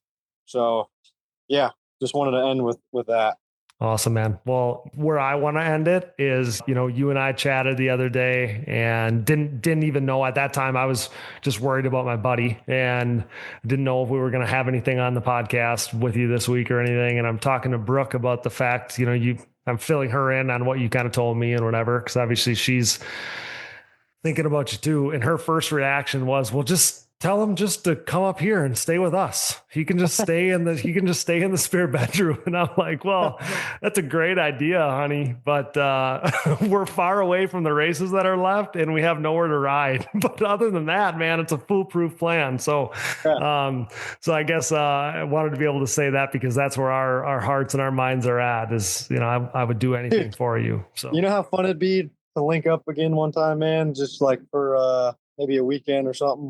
Dude, it'd be the best. It'd be the best, just like old times. Yep. Yeah, we'll lay on the couch. We'll watch Joel Hetrick videos. It'll be just like it was 2016 all over again. Yeah, man, it'd be pretty cool. Yeah, we'll I would love to get together with you guys, but go to the YMCA at 5 a.m. and there you go, man. Get the workouts. I love it. Well, yeah, you'd have to show me a thing or two nowadays. It's funny how that all, and I think about that from time to time because I think you and I were like staying together basically, when I kind of tried to take my program to another level and got with Dom, and then you did. And then I think that was probably the kickstart of you getting Crazy Fitness Guy. Cause then you go and do your own thing and now you're training other guys, but you take it to a whole nother level and go so in depth with it. But it's funny how I watched the very, very embryonic start of all of that. I've thought about that so many times. And now, you're crazy, fit health guy helping everybody else. It's insane how the world works. But yeah, that would be fun to, like I said, just get together with you guys sometime. But wanted you to know that that's where our hearts and our minds are at. And like I said, I would do anything for you. I know a lot of people out there are going to come together once they hear this and reach out to you. I can't wait for that. And like I said, I'll start the gears turning here to get you some stuff for the weekend, and we'll at least try to, if you're out there, well, either way, whether it's this weekend or a couple weeks from now at Pleasure Valley, you'll have some stuff from us, and we'll try to do our part to help you, tiny little 1% here. Well, you're the man. I appreciate it. Awesome, dude. Well, hey, I appreciate your time here. We're always pulling for you. Travel safe, good luck, all those things, and yeah, we'll see you down the road here. In just a week or two. That sounds great, man. Awesome, dude. Well, again, thanks for everything. Thanks for your time. Best of luck. Love you. And we'll talk soon. Okay. Yep. Sounds good. See you, man. Thank you. Awesome. That's Brandon Hoag signing off on the Digging Deep ATVMX podcast brought to you by CST Tires. Have a good night, pal. See ya. See ya. We'll get right back to the show, but now a word from our sponsors. And thank you for listening to these ads. Without these great companies, none of this would be possible. Show your support for the people who support us. The official tire choice of Digging Deep, CST tires are the choice of ATV racing's elite on the track, in the woods, and every other terrain. CST tires swept the ATV racing world in 2022 as Joel Hetrick, Bryson Neal, and Bo Barron rode their Pulse MXR and Pulse HT tires to an ATV Pro Motocross title, GNCC XC1 Pro title, and 10th ATV Pro Works Racing title, respectively. Led by champion Joel Hetrick and podium contenders Bryce Ford, Jeffrey Rastrelli, and Nick Janusa, CST's Pulse MXR tire is the most trusted tire in ATV motocross today. Available in soft and standard compounds, the Pulse MXR offers the highest level of traction, most predictable cornering, and superior wear characteristics when compared to the competition. And did I mention they have a contingency program as well? Visit shop.csttires.com to join the CST takeover today, or prepare to be beat by someone who did. The best of the best choose CST. Do you? You know we're Team Blue Crew here at the Digging Deep ATVMX Podcast, as the Yamaha YFZ450R is the official ATV of Digging Deep. In a move started by 8-time ATVMX Pro Class National Champion Chad Wienen, who with his next championship will become the winningest champion in ATV motocross history, we are living in ATV racing's YFZ450R era. Alongside Wienen, 7-time GNCC XC1 Pro ATV National Champion Walker Fowler welcomed a pair of new champions to the Yamaha Champions Club, as the podium-proven Yamaha YFZ450R proved to be the winning choice for Joel Hetrick and Bryson Neal. This unprecedented success for the YFZ450R, its unrivaled quality and performance, and the clear fact that Yamaha is the leading OEM supporter of ATV racing has resulted in a complete Yamaha takeover within the sport quad market. Evident by the continuation of Yamaha's Blue Crew Racer Support Program, Yamaha riders will once again cash in on payout and prize opportunities in 2023, including a chance to win a brand new YFZ450R. For more info, head over to YamahaBlueCrew.com. Follow Yamaha Outdoors, as well as the new Blue Crew official channel on social media, and check out Yamaha's full proven off-road lineup at YamahaOutdoors.com today. SSI Decals, your way. SSI Decals sets the standard with the best looking decals, graphics kits, and vinyl wraps in the industry. Established in 1947, SSI took shape as an offshoot of their parent company by doing a little work for local pro Chad Wienen. Nearly 2 decades later, and fueled by a passion for ATVs, the company has flourished into one of ATV Moto's most recognized brands. From ATV Motocross, SSI has expanded into graphics and design work for top racers in GNCC, Works Racing, Pro Motocross and Supercross, off-road, and more, headlined by 8-time world champion top fuel drag racer Clay Milliken. Whether your project is big or small, SSI Decals will make your identity stick. Get started today at SSIDecals.com and use code DIGGINGDEEP10 for 10% off at checkout. Things are about to get sick. The Digging Deep ATVMX Podcast is brought to you in part by DID and their wide range of championship-winning chains. From the street to the track and everywhere in between, DID chains are designed to give you the optimal riding experience with great performance and increased chain life. Consistent to the core, pick up your box of reliability today. DID, what drives you? For over 150 years, Valvoline has been dedicated to constant improvement and innovation across all disciplines of racing. As a proud member of Team Valvoline for nearly a decade, I have witnessed their unwavering commitment to pushing the boundaries of performance. Valvoline has sponsored some of the greatest names in motorsports, solidifying their position as a powerhouse within the industry. Being a part of this historically great team has been an incredible privilege. When it comes to my equipment, whether it's my daily commuting vehicles, race quads, or anything in between, I trust nothing but Valvoline. Their range of products and lubricants consistently deliver increased horsepower, durability, and engine life. I'm excited to announce Valvoline's breakthrough in performance, Valvoline Ultimate Power Sports. With up to 8 times stronger rust protection and 50% better wear protection, this cutting-edge formula ensures your ATV's engine runs smoother and longer for the ultimate ride. Tackle rugged terrains with confidence knowing your ATV's engine is equipped with the best protection available. Ready to experience the next level of performance? Head over to shop.valvolineglobal.com and use code DIGGINGDEEP10 at checkout to unlock an exclusive 10% off on your purchase. Don't miss out on this limited time offer to enhance your ATV's performance with Valvoline's Ultimate Power Sports engine oil. But going back to the racetrack, so Brandon's now gone. Chad Wienen, that moves him up to from 5th to 4th. The guy on the move on the racetrack at the end of both motos, coincidentally, is Max Lindquist, was absolutely flying late in that moto. He's the guy on the move going forward. He passes Chad, gets up to 4th, and then we got a battle on the last lap going on between Jeffrey Rastrelli and Chad Wienen. And it was so fun because Jeffrey on our previous episode talked about the fact of chasing Chad down late in motos and all those things. I was thinking as this moto's playing out, Jeffrey just talked to us about exactly this scenario.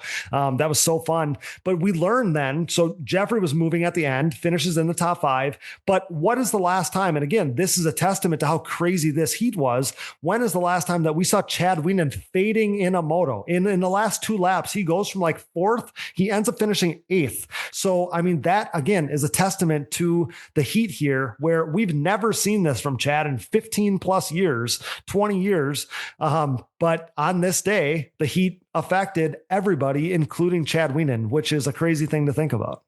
Yeah, I've never, since I've been racing and watched Chad go pro, unless the bike was failing, I've never seen Chad at the end of the race go backwards, go backwards or even hiccup or falter. Normally, Chad, if there was anybody within a straightaway in the last 2 laps, when that 2 card comes out, you're like, okay, Chad's gobbling them He's up. He's going to get them. He finds a way, whether it was Rastrelli, whether it was Bryce, he just had a way about him of his racecraft. It was so in tune, like he knew what he could do.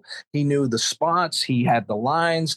He was always a charger all the way to the checkered flag. So for him to go backwards, like you said, I believe that heat snuck up on everyone. I know there was, some crazy battles that in last minute spurts at the end of that race. But yeah, for Chad to go backwards, that blows my mind just to think about, because it says it all. It says it all.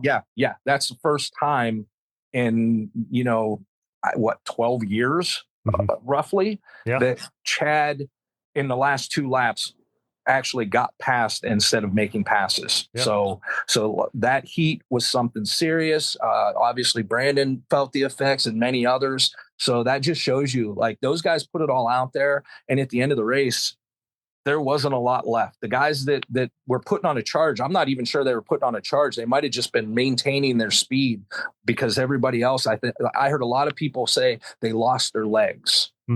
Well, so, I mean, again, you race for what ends up being 25 minutes, basically 23, 24 minutes in that kind of heat.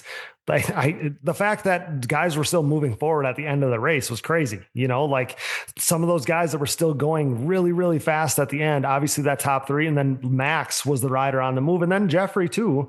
Jeffrey was flying on the last lap.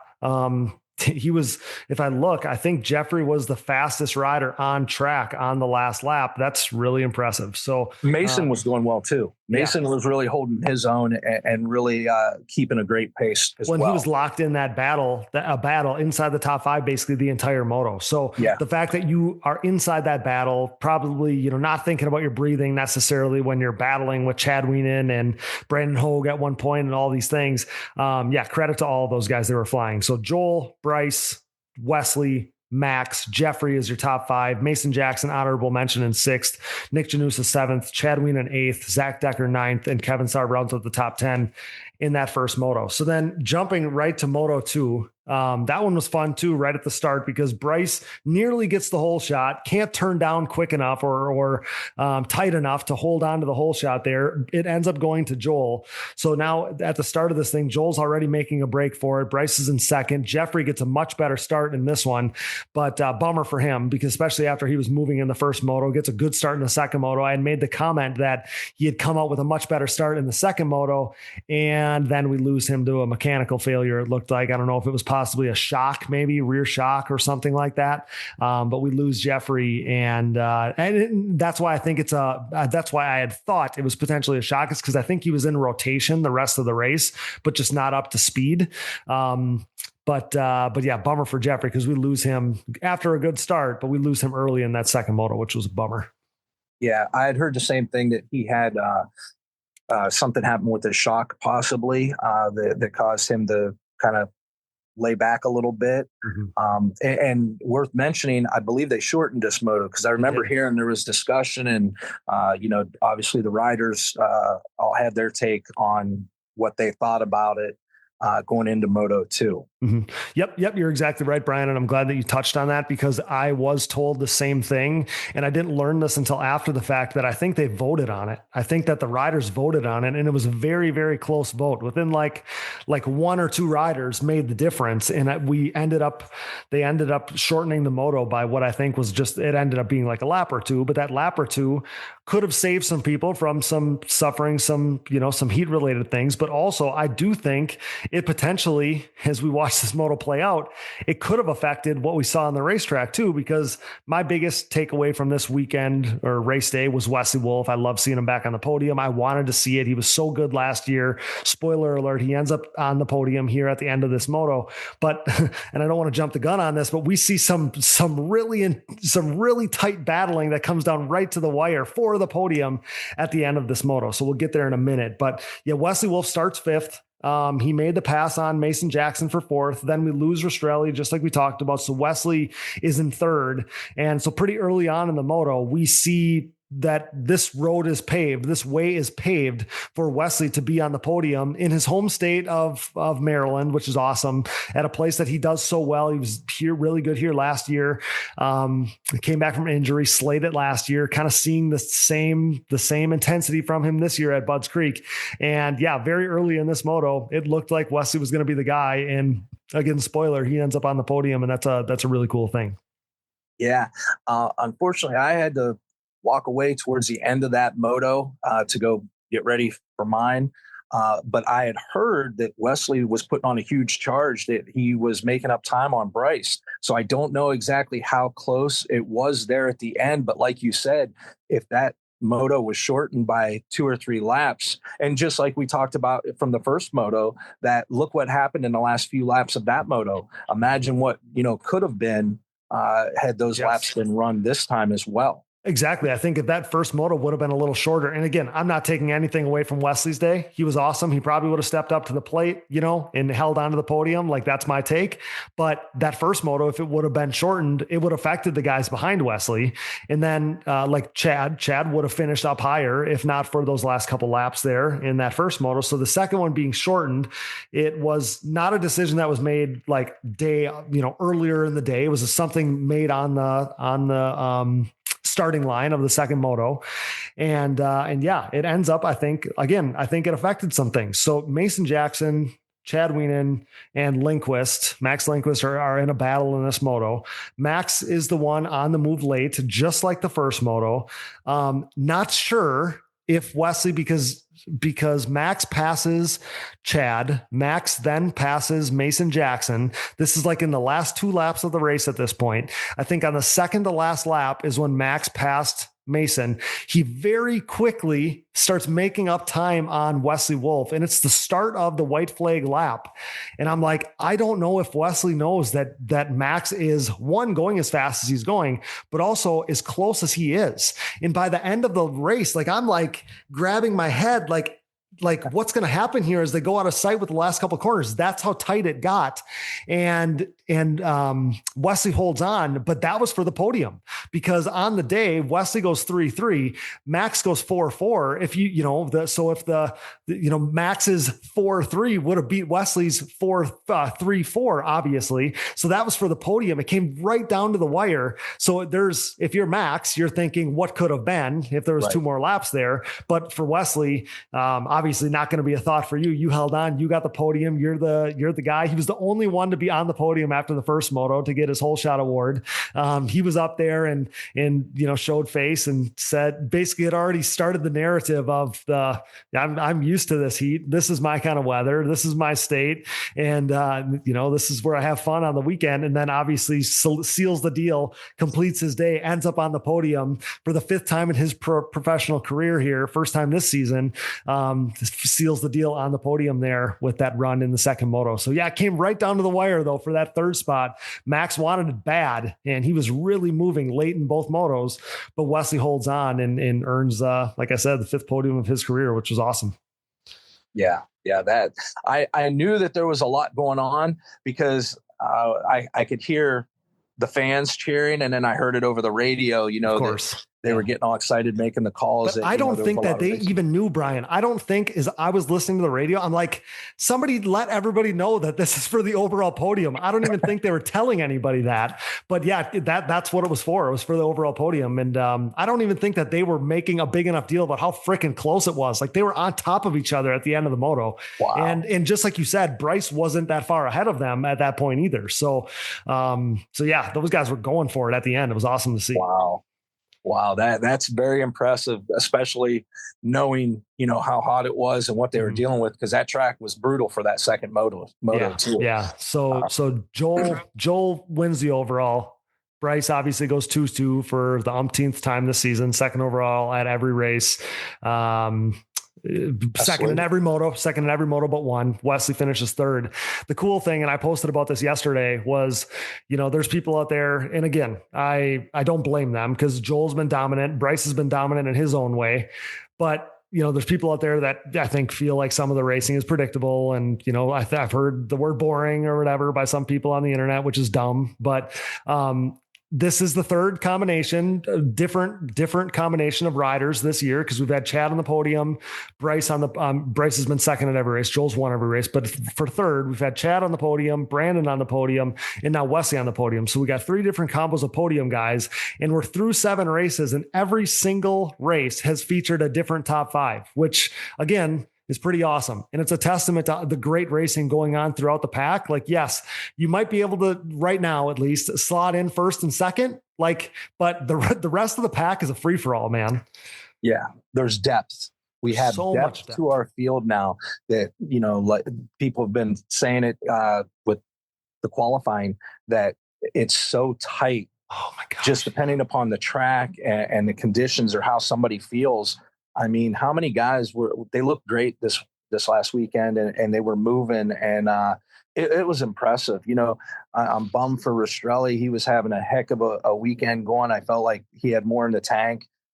Mason Jackson, he rode great. Yep. Max had a breakout ride. I feel like he did. that really shows what he's capable of, and his speed once again. He has flashes of brilliance, and I just wish that he could capitalize on that a little bit more and ride that wave, because it makes it interesting. It makes the races great. But yeah, and even Kevin Sarr, I seen him make a ton of improvements.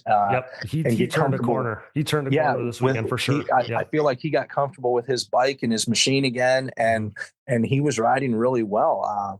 He went home right in between in the break. He went home and raced a little back there. And I think that there was probably a good reset that happened for him, because we've seen some good rides out of him. He had some really good rides going at Sunset Ridge previous race, and just ended up, having, he had a get off at one point that was not good. And then maybe didn't get the starts that he needed. But yeah, it seemed like he turned a corner for sure on this weekend. And like you said, it's so competitive. The guys are all going within a couple seconds of each other from front to back. There's so much depth. You never know what you're getting from these race weekends. And you know what? Coming into this weekend, I kept saying the one to watch for too was Janusa, because he had that great ride there last year where he pulled that whole shot and led a bunch of laps. And I'm thinking he could be the spoiler if he gets another start. Like, you can't count him out. Well, we saw it at Sunset Ridge too. He gets that start and ends up fourth in that moto there in the first moto of the Triple Crown at Sunset Ridge, which is awesome for him. And it's shown time and time again, and I don't even want to say it anymore, because he actually broke out of this narrative for a couple of the previous years here, but now he's back to it, where it's like, if you could just get a start, when he gets a start, he stays there. But if you could just get a start, which he hasn't been getting in the classes as competitive as it's been in his professional career, I mean, we're seeing him, there's been times this year where he's ninth in points right now or whatever. Coming into this race, he was ninth, and then, ends up good weekend for him, 7-6, but like, he was always fourth or fifth, and I think he could probably be in that fourth or fifth range with a start, but I hope that he's able to get some starts late in the season here, so that, because otherwise I feel like we haven't seen the real Nick Janusa except for a moto or two this season, I just feel like he hasn't shown what he's capable of here in 2025. I was just going to say that we haven't seen what he's capable of, because he puts himself in I don't want to say bad situations, but not ideal. I mean, he's one of the greatest passers in the field, I would say, because he does it to himself all the time. He's always had to do it. And that's a testament to the other guys, though, too. Normally where Janusa would make all his passes was he'd just wear you down and he'd pass throughout the entire moto all the way to the checkered flag. Mm-hmm. And now these guys are such, in physical shape that they do not fade. They do not fall off unless, something crazy happens like the dire heat of the weekend that caused chaos. But normally, that's where he would shine. And now these guys have stepped it up and they're on that level. So it's not as easy. So without those starts, he's really put his back up against the wall. Yep. I agree 100%. So we'll go down the list here. Obviously Joel Hetrick goes 1-1. Brian, The biggest thing, and I've had so many different people on here, and I've said now for years because he's, creeping up on 2 seasons fully undefeated, which is insane. But I don't know what to say about the guy. The thing that I think gets glossed over, because he makes it look so easy. But the fact that this guy is going the speed that he's going, it's unprecedented what he's doing, and, is up front on every start and is just basically perfect. But the fact that he never misses a beat and the machine never misses a beat, we take that completely for granted because just he's now done it so effortlessly is the way it looks. I know that that's not how it is. And this is all a byproduct of great preparation and so much talent, but we take it for granted. The fact that the guy, it's just expected that he's going to win. Yet a few years ago, he could be out front and on a different machine in his Honda days. And it was like, when is the machine going to break? He'll win if the machine doesn't break. Well, now it's so solid. His program is so solid. The dude is so perfect. He's going faster and has, so much speed to work with, but he never misses a beat. The fact that he's going as fast as he's going, he's pushing the machine to the brink and all those things, but it never finds its breaking point. That's what makes the guy so insane to me. And I think that I came away from this weekend thinking, heat and the track was deep and it's taxing on the machine and rider both and all these things. But we take for granted the fact that it's just, he makes it look so easy that it's just expected that this is going to happen. But that's really not the case. Because again, you or I, if you're pushing yourself to your brink, but never missing a beat and hitting every mark, and the quad could even get a little sideways and it doesn't even affect you. That's what makes this dude so legendarily great. And I feel like that's the message I felt like I needed to say this week, because we totally take for granted what he's doing because he makes it look so easy. I have a little bit different take on that. Okay. What I'm going to share is this. We've both been around the sport a long time. I've watched some greats ride. Yeah. Dustin Wimmer, John Natale, Chad Weenan, all these guys. And you can, I think, agree with me on this. I've seen Chad make mistakes where I'm like, if Chad wasn't as tall or have the long legs that he does, he would have went down. Sure. Yeah. I've seen Wimmer make mistakes. I've seen Natale make mistakes. I've seen all these guys almost come off. I haven't seen Joel in the past, I can't tell you, 3 seasons. I haven't seen him make a mistake that made me think that he was unsettled or going to come off the quad. And I don't know, you said that, he's definitely going fast. We all know that. We can see that. Mm-hmm. But I don't know that he's going as fast as he can. No, he's definitely not. I think he's going as fast as it takes. But I'd like to see, we used to see it from him. We would see him go out and go so fast that he would almost lose it, or he would do something to make a mistake. We used to see it. Yep. But I haven't seen it in a long time, which kind of scares me because it makes me wonder how much faster is he capable of going? Couple seconds. Because you're right. And he just hasn't uncorked it. Just like we were saying with him battling with Brandon. Okay, you pulled up a half second. Well, let me better that another half second. Let me better that another half second. How fast can he actually go? It's scary to think about that he is that good and that fast right now, that he does what he needs to do, and it's as smooth as you could imagine. Mm-hmm. So I think he has more that he's capable of, and he just hasn't shown us because he doesn't have to yet. It's going to take somebody pushing him to get him there, which I'd love to see it. I'd love to see Joel make a mistake. So I feel like, okay, like Cody always says he's an alien, he's actually human. He made a mistake, because he hasn't made one like that. Yeah. We talked about that section with what he was doing up there. And you were right. Gloop made a Ripping Up Films post on that. And it showed the clip. He was on two wheels through there, and he was doing things that a lot of people would have chopped the throttle or would have grabbed the clutch and said, nope. He was 100% in his comfort zone and didn't even look like he was pushing it to do it. Yeah. No, that's scary. It is. And you're exactly right. You're not saying anything that I don't agree with at all. I think I'm on just about every episode saying the dude's got more speed like to play with for sure. And I think Billy said on the last episode that he's like exactly what you just said. He's like, I would love to see the speed that he's got because we aren't seeing it. And I think that you're seeing the fact that like, okay, we do want to see what he's capable of. He's a couple, like I said, I think he's got a couple seconds to play with if he has to pull it out. That being said, he's undefeated for whatever it is, 17 consecutive overalls at this point because he doesn't have to. He doesn't have to go there. So he's riding inside his comfort zone. And if you or I could go faster than our if you could go faster than your class by just riding inside your comfort zone, substantially faster than the rest of your class, riding inside your comfort zone, you would never go outside your comfort zone. And that's exactly where he is right now. Yep. Look at him in the Triple Crown events, which I really, really like those events because I feel like it evens the playing field. Yep. But if you watch Joel's making passes. If he gets a bad start, he's making passes in the area that you're like, how did he do that? Well, and everybody easily as he did. Everybody came away from Sunset Ridge saying the track was hard to pass on. We talked about it on the show, but he went from 5th to 1st and made it look easy against the fastest guys obviously on the planet other than him. And he made it look easy. And I will say this again, and I said it in the coverage of the Triple Crown. I love the Triple Crown. It's awesome. And looking ahead, the fact that the last race of the year is a Triple Crown is going to be an absolute blast.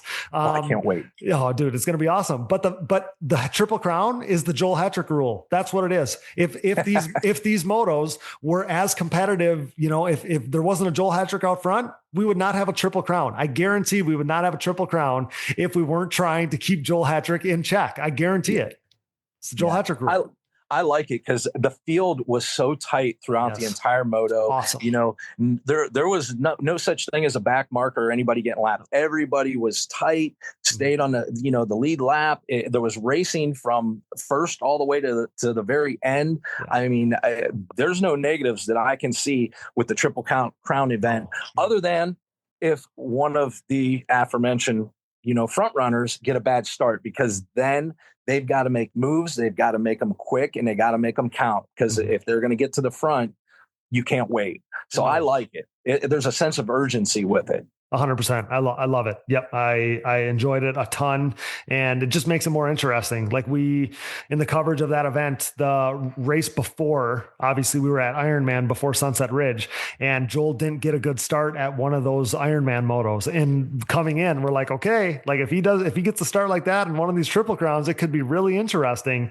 And he still started 5th at Sunset Ridge. And it was awesome to see Mason lead a lap or two. And then Bryce, was up front for a minute. And yeah, Joel was still not going to be denied. So the dude is absolutely amazing. And that's the other thing is I don't want to say I feel bad for Bryce. He's still wearing a smile on his face. But he's been dominant in his own way, but it's almost like it gets glossed over because he's, obviously not the guy winning, but he too has been so incredibly dominant in his own way to be second in every moto but one, to have finished second overall at every single race.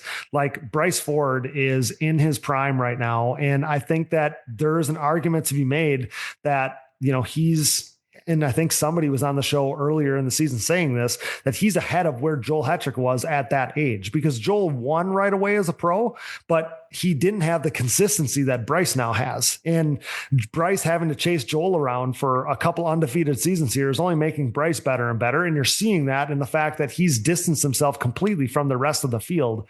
So Bryce Ford too deserves so much credit, man, because he's been spot on moto after moto, whole shot after whole shot. He's P2, 2-2 again on the day, second overall. He's kind of dominant in his own way, and the dude deserves so much credit. I don't know if he gets it anywhere, but I try to give him as much as I possibly can because he's been slaying it too. He's awesome. I have nothing bad to say about Bryce at all. I mean, he's such a pleasure to have at the track, because he's great with the kids. He's great with the fans. He's out and about, which I really like a lot. So it gives people the chance for an interaction. Like you said, he's put in the work. It's obvious he's put in the work. He's riding with the best. He used to ride with Chad when he was on the little bikes and looked up to Natalie, and he's done all the right things.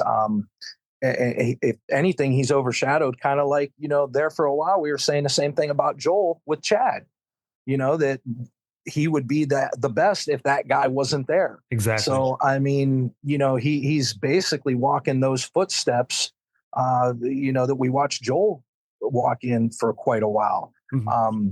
So he deserves all the credit. Like I said, you could tell at Sugar Tree, when him and Chad were racing, that, he was so disappointed after that second moto when he couldn't get around Chad.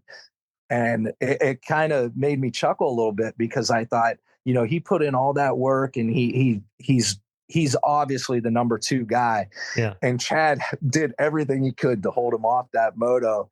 And I just thought that was a great moment, to store in the memory banks, those two, because I thought, I don't know that that's ever going to happen again, because that's going to push Bryce to go that much harder to make sure he's that guy. He's, if not for Joel, he's not 2-2 all the time. He's 1-1. So He does deserve credit. Exactly. Yep. You're exactly right. He deserves a ton. So as we look at the rest of the class here, we touched on most of these guys already. Wesley Wolf, amazing day for him. 3-3, Max 4-4. He had a breakout ride, like you said.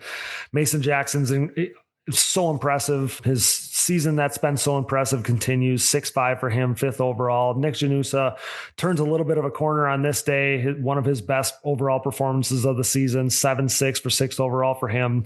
Chad Wienen ends up 7th overall. Uncharacteristic day for him. He said he was affected by the heat. He admitted as much, and he'll be looking for a better day up at Tomahawk. So yeah, we'll see Chad. We'll see what he brings to Tomahawk there.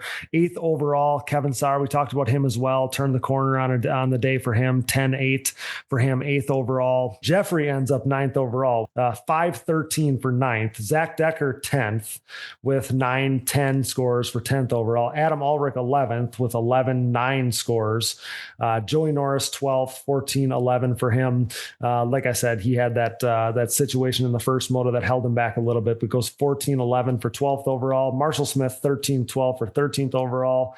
Tyler Marlin, 12-14 for 14th overall. And then Brandon Hoag, obviously we touched on him with the day that he had, not going the way that he had hoped, 15 DNS for 15th overall. We interrupt this program for a special news bulletin. The following message is brought to you by Manscaped.com. The Manscaped engineering team has outdone themselves this time, creating the Lawnmower 4.0 trimmer, now available for purchase in the US and Canada.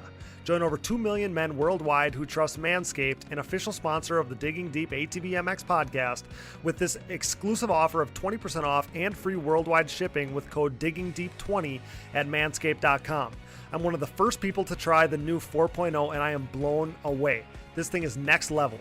What sets this trimmer apart from all the rest? The Lawnmower 4.0 gives you the ability to turn the LED spotlight on and off when needed for a more precise shave. It features a new multi-functioning on-off switch with travel lock for those of us who like to travel. And my favorite, the new trimmer allows you to customize your trim with 4 different guard lengths, an upgrade from its predecessor that only featured 2. If you're listening, you know that good tools are a must, so wait no more to get the best tools for the job. Get 20% off and free shipping with code DIGGINGDEEP20 at manscaped.com. That's 20% off with free shipping at manscaped.com by using code DIGGINGDEEP20. Hey everyone, this is Larry Mills, president of DP Brakes North America and proud partner of the Digging Deep ATVMX Podcast. We at DP Brakes are a longtime supporter of ATV racing and the world leader in sintered brake technology, dominating the ATV world for decades by supporting the best four-wheel racers on the planet. This year's lineup includes Jeff Rastrelli, Mark Baldwin and Baldwin Motorsports, Ford Brothers Racing, Nick Janusa, and many more, including Mr. Digging Deep himself, Cody Jansen. Plus all the top 17 GNCC pros such as 7-time champion Walker Fowler, Bryson Neal, Hunter Hart, Cole Richardson, Jared McClure, Adam McGill, and previous champion Chris Borich. These top riders continue to appreciate the high performance and impressive durability that their DP brakes have to offer, products that ultimately help place them on top of the podium week after week. DP brakes are available through www.dp-brakes.com, or you can purchase them through your local Parts Unlimited stocking dealer, or you can even message us, myself, Larry Mills, or DP Brakes on Instagram or Facebook. And if you have any questions about product or sponsorship support, please ask us. We are waiting for you. Join the best ATV riders in the world equipped with DP Brakes, and have a great year, everyone. Headlined by their 4130 Chromoly, Launderville Steel and Concrete Supply is a full-service steel supplier of new and surplus steel, aluminum, and stainless steel products. This racing family-owned full metal service center and concrete product supplier comes with over 30 years of experience serving the entire United States from their central Midwest location. As the number one choice for nationwide shipments and with available next-day delivery in select areas, LSE has you covered near or far. 4130 is not just the chromoly tubing and plate used in the building of chassis for an array of motorsports applications, but it is also the name of the newest addition to the pro paddock, with riders Jaden JJ Launderville and Max Lindquist, introducing the new 4130 Motorsports team. Launderville Steel offers a large selection of material for any project, including their concrete division that can supply everything you need to complete your next business or personal project. For a quote or more info, visit laundervillesteel.com today or give them a call at 715-675-6193. That's 715-675-6193. With the desire to keep you in the race, Ultimate Poly Products offers the Ultimate Protection collection of case savers, chain sliders, intake manifolds, and more. Founded on quality in 1998, this family-owned and operated business produces products created by racers for racers. These industry-leading products are proudly made and manufactured in the USA, with their case savers being made of the highest quality American-made polyurethane on the market and designed to completely conform to your engine case to help prevent case damage from a thrown chain, because no one wants to be a spectator on race day. Join top pro riders like Bryson Neal, Walker Fowler, John Glotta Jr., Adam McGill, Cole Richardson, and more by using UPP Racing products. Use discount code DIGGINGDEEP15 at uppracing.com to save on your next order. Ultimate Poly Products, made to last longer so you can ride more. Thanks for listening, and remember to support our partners. Now back to the show. All right, guys, joining us for another segment here on the Digging Deep ATVMX podcast as we talk about the Budds Creek round of the ATV Motocross National Championship Series is a first-time guest here, a guy that I go way back with. He's been in the sport for forever. He was a pro racer himself. Now he's been fielding professional teams for a long time, doing work for all kinds of guys in the pits at these races. Brought to you by Yamaha and the race-winning YFZ 450R. It's none other than JH Racing's Johnny Hale joining me. Johnny, the first time on the podcast, man, but we've known each other for forever. It feels like you've been around the sport for forever. So I appreciate you taking a break from tinkering on some things and building motors and other stuff to give me a moment here to talk on the show. Appreciate it. No problem. I appreciate being on. Awesome, man. Well, I already, we were just chatting and I decided that we needed to pause the chat and hit record on this thing so we could capture everything we were talking about. But Johnny, I felt like I needed to talk to you following this round because kind of the two biggest storylines, and everybody knows which ones I'm talking about here at Budds Creek, you were very much involved in. So felt like we had to talk to you, starting with Wesley. Wesley had awesome day. He's been trending in the right direction in recent races, had an awesome day at Budds Creek. He was on fire. I got done earlier in the episode talking about the fact that he was basically a podium guy from start to finish. I mean, he was right there in qualifying and then gets the whole shot in the first moto, obviously, runs in podium position the entire time. Second moto, he starts in the top 5, quickly moves into the top 3. And, it did pave the way for the podium day that it was for him. So yeah, talk about Wesley's day a little bit, man, because he absolutely slayed it. He had a very good day. And I, thanked him for finally showing up because we've kind of been wondering where he's been all year. But we made some bike changes to kind of a setup we ran last year. We changed the tuning back to PEP, and made a few small changes. And man, he just showed up and rode good all day. Like, he was fresh, and it's his home race, and he just wanted to show what he could do, and he did. He killed it, man. It was really fun. Like, Wesley's interview, we had him on after one of the races last year. Could have been Budds Creek, actually. And I had such a fun time talking to him about, how last year came together for him, and he was so prepared and spent time down by you and your wife. And he credited being down by you guys and getting some training in, and how well he ended up doing last year. He was so fast. He gets hurt. He comes like right back. It seems like overnight. And, he picks up right where he left off, gets a couple podiums, wins the Pro-Am race at Budds Creek, which is not an easy thing to do either. And he was just so fire. So you're exactly right when you say like that he showed up, because I've kind of been waiting for it too. He was so good last year, and he had mentioned like, now he kind of knew what worked for him and knew what he did to grab another gear. I figured we were going to see that again this season. And I know the dude's busy, and I know the guy works his tail off away from the racetrack. We all know that whole story, but I've been waiting for all of this to come together like it did last year, this year. And it took until this Budds Creek round for I guess it to show, kind of like you're saying. Yeah, he had two good motos at Georgia. Yes, he did. You're right. Yep. But other than that, we've kind of been, chasing and kind of wondering. And this year he has not been able to ride as much as he was last year. And, he gets frustrated because he's working while everybody else is training and riding, and rightfully so. But he makes it work when he gets frustrated and shows it. Because, we ran last year minus the moto that he crashed in getting hurt. He didn't have a moto out of the top 5 the whole year. Yeah, that's amazing. And, we were both kind of, hoping that we could continue that. Hopefully this can continue the Budds Creek and get him some momentum and confidence, and we can finish the year strong. Well, only good can come from that, right, Johnny? Oh, yeah, for sure. And he's doing well, and he's been consistently in that 6-7 spot, which there's been some inconsistency looking at the points. And if he can put in a strong showing the last few rounds, there's still a chance we can finish the year in the top 5. Oh, I would think so, for sure. Somebody there is going to grab the bull by the horns and finish this thing strong. And I mean, I'm not going to bet against Wesley for sure. And the one thing that, I kind of wanted to touch on about Wesley too, or ask you about, is I guess kind of what it's like, because yes, his story is unique in the, at least looking at pro class racing, where he's not doing it full time. He's not getting to ride a ton, but from my perspective, like, and you know better than I, but for a guy that's wrenching for a rider like Wesley, I mean, the effort part of it is never in question. And I would assume that when you're the guy wrenching and standing behind, going to the gate with a guy that you always know he's going to give it his all, like that's got to be a pretty good feeling. You obviously wish it meant more podiums than it's been so far, but I mean, the guy doesn't seemingly ever really have an off day. He might be hindered by some, his hole shots at times, but you never question his speed or his effort. And that's got to be a pretty good feeling from your perspective, I would think.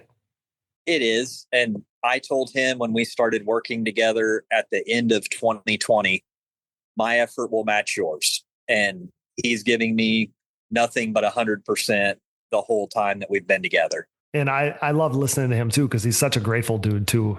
I mean, not everybody is cut out that way. And he's always the one, like the first thing he says is thanks you and Tiff. And that's like I said, we live in a society where that can almost get taken for granted. Like you don't hear that much, and he's just always giving the credit to you guys. And he had been a pro and been out there, and he really grabbed a gear when you guys have been together, came back from major injury, not just, those were big injuries last year, but came back from major injury prior to that with his elbow and that that whole deal. You didn't even know if he was ever going to race again. He was so good at that time prior to that injury. And now we're back, and it's like he's racing at a level where you would forget that he went through all that. And that too could very easily be taken for granted. And now he's staple right near the top 5. And on good weekends, he's on the podium. That's again, like, to be a guy that just claimed his 5th podium, man, that's pretty impressive. And all the success really for him in the pro class has come with you. So it seems like it's been a match made in heaven. We work very well together because we both, I know what I can see what he needs without him being able to tell me exactly. And over the years, he's gotten better understanding of how the bike works and the changes we need to make, and can relay things better than he used to be able to. And sure, he's got that chip on his shoulder that when he's ready to go, he's ready to go. Yeah. I love that. Yeah, he's the man. So yeah, it was an awesome weekend. Like I said, we needed to chat about that first for sure, because he had what I would argue is possibly the best day of his professional career, just because he was that guy, top 3 guy, podium guy from start to finish on the day. So it was really impressive. And then Johnny, obviously the other monster story coming away from this day at Budds Creek was the Brandon Hoag thing. So I kind of outlined it already on the show a little bit, and you and I chatted about this before we hit record, but Thursday it comes, and I post something online about, that Brandon is going to be on the hunt for, vengeance from, not having that good of a weekend at Sunset Ridge. And people start to comment on it like he's not even racing. And I'm like, really? Like, why would, what would that story be? And then I go to the results thing, and you can typically on Fridays, you can see who's signed up in the results key, and Brandon's name isn't on the list. And I'm like, well, I mean, typically if you're a pro, you're signed up ahead of time earlier than Saturday morning. So I'm like, well, that's odd. So then as the day, I start to get little tidbits of that something's going on and whatever. And I guess the next big thing unfolding in this is me seeing this photo that you had sent in of Brandon, of a quad, looked like nearly a brand new quad or a new quad with the 26 on it. So next thing I know, he's riding a JH quad, and you had messaged and said, that he's racing, and with a post, with a picture of the quad. So fill me in on how this all comes together. And I'll preface this. I told you this already. I'm not trying to get into what Brandon's got going on. We're going to talk to him on this episode as well. But from your perspective, how did it all come together where Brandon's not racing, and then all of a sudden he's riding your quad, and then obviously we'll get into Saturday, but tell me how that all unfolds. After sunset, Brandon had decided he was going to set out the rest of the year, and Brandon's too good of a rider to not be on the gate. I've pretty much worked with him from 22 when he was with Busick most of the way through. I stepped away after Daytona. This year, John? Program. Yes. Okay. And then, but I had, I still talked to Brandon, kept in touch. Yeah. And after I'd heard he was going to call it a year, I had messaged him and said, hey, like, don't do that. Like, we'll get something together. It's only 4 rounds. I'll figure it out. I had a brand new bike sitting at the shop to build for myself, and Brandon kind of was hawing and wasn't going to do it. So I didn't put that bike together. Well, we were loading up to come to Budds Creek on Wednesday, and he texted me, let's go racing. Okay. So the bike he's riding is my bike from last year. I don't get to ride much anymore, so it's in perfectly good shape. So we loaded it up, got to Budds Creek, changed the steering stem, handlebars, bar clamp, shocks, tires, wheels, just went through everything and made sure it was ready to go with some help. Jason Kludwick helped take some stuff off, and there was people pitching in. Scott Mosier went to the gate with him and helped wash the bike. And nice. There's a lot of people that are, jumped in and were willing to help. So we got everything together, and we're going to do the next 3, and hopefully he's recovered and we can make a strong statement these last few rounds. Oh, that's exciting. And obviously want to give you credit for the fact that you pulled this off for him, because I go way back with Brandon. I love the kid like a brother. Such a good kid. And yeah, I'm glad that you were, that you stuck with it and kind of pushed him to get out there, because, and I said this to you once already, but that's the part of the story that I wanted to tell, was like how it came together. And it makes sense that it was your quad, because I'm like, who has a brand new quad sitting there, like ready for somebody to just hop on.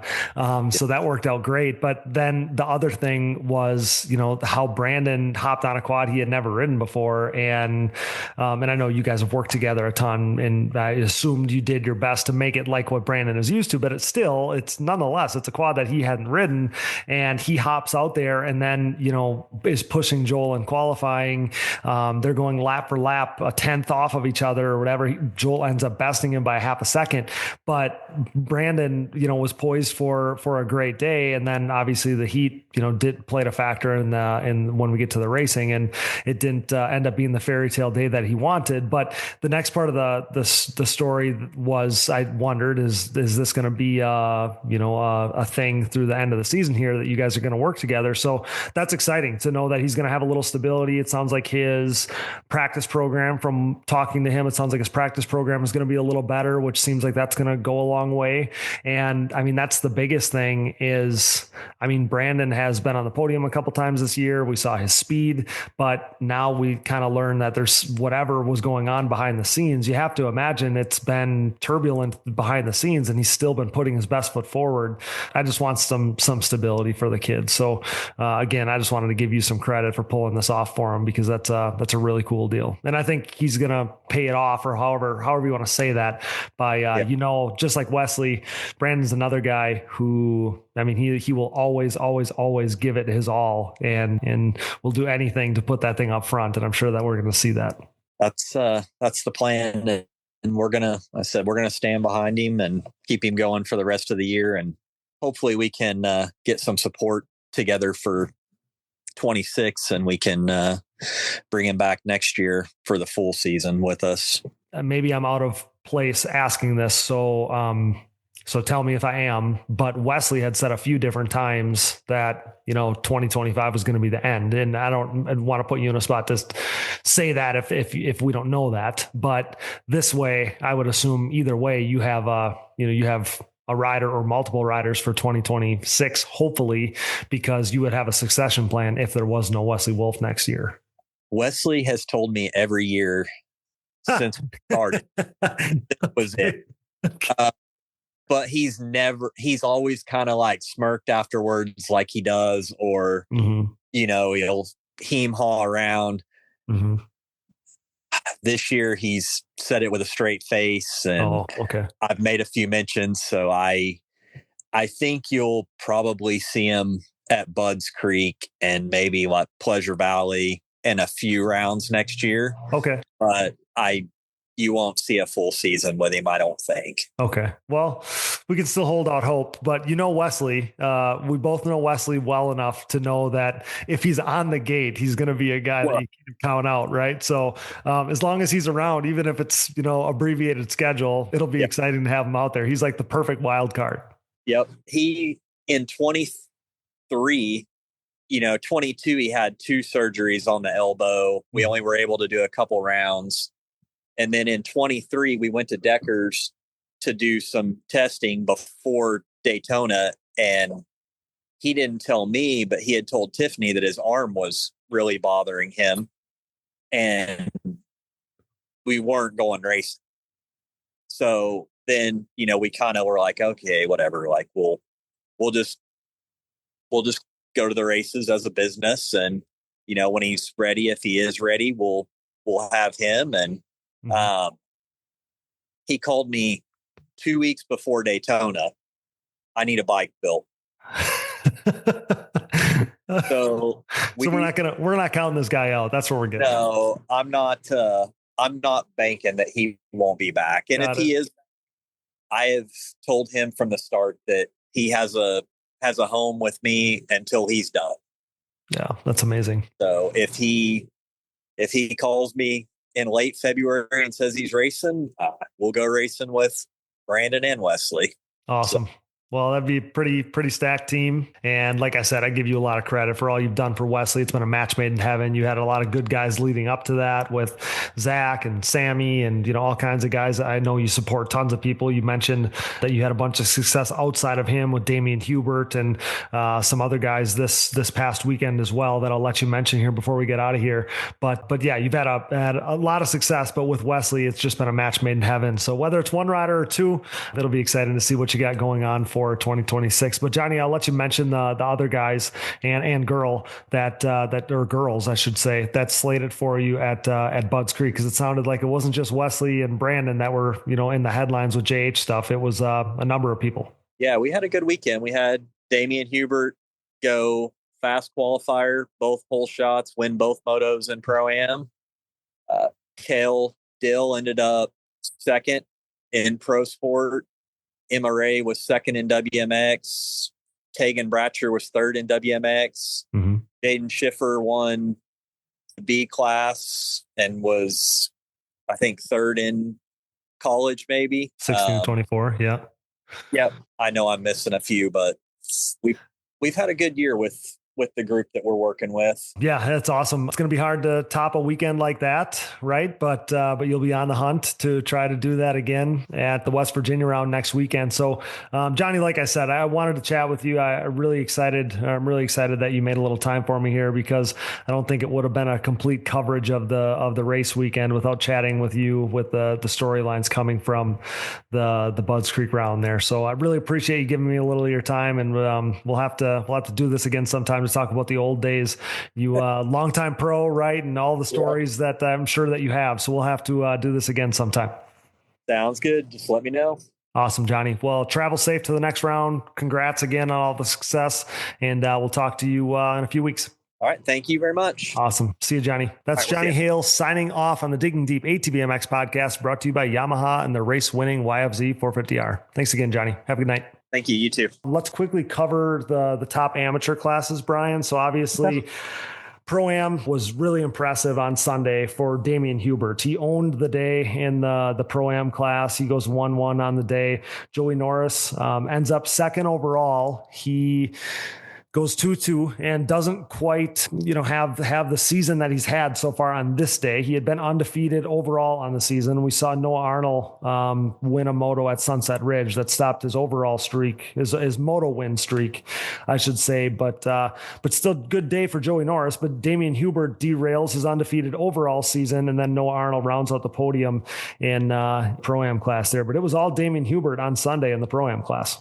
Yeah, Damian ripped some monster hole shots, and he just rode flawless. He looked like he was one of the few guys all weekend that was full of energy, and just he looked excited to be there. Is honestly like he was having a blast out there, because he just rode his tail off and rode away from everybody, it looked like. And I was wondering if Joey actually was a little bit hurt. He had, I think it was Moto 1 in the pro class. He wrecked twice the first lap. So is that what happened? So I didn't realize what happened. So because I didn't know if it was a mechanical or if it was a crash, but he was way back in that first moto. So it was a crash. So maybe he was feeling the effects of that. Yeah. Now the first one, I thought it was a crash or a get off. I thought something happened maybe over in the rollers. Okay. But then I know for sure the little double that they put in that tied in the track there by the start. Yeah. I don't know what he caught, but it threw him off so fast that, I mean, he was on his feet and right back to the quad, but he I believe was off the quad twice. And I was wondering if he was okay, because he was riding smooth, but he didn't look like he had that fire like normal. Okay.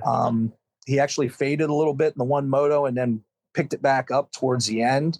But Joey just didn't ride quite like he normally does. So I just was curious if he was hurt from the pro motos. Noah looked great.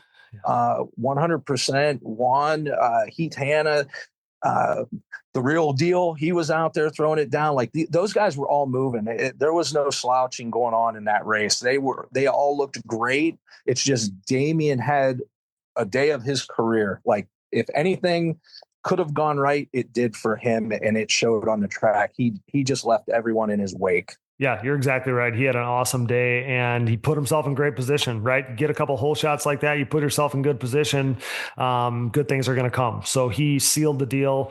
We heard from Joey. It sounded like, cause he had to make some moves in the first moto, got up to second. It felt like if he got a better hole shot in the second moto, maybe things would have been different.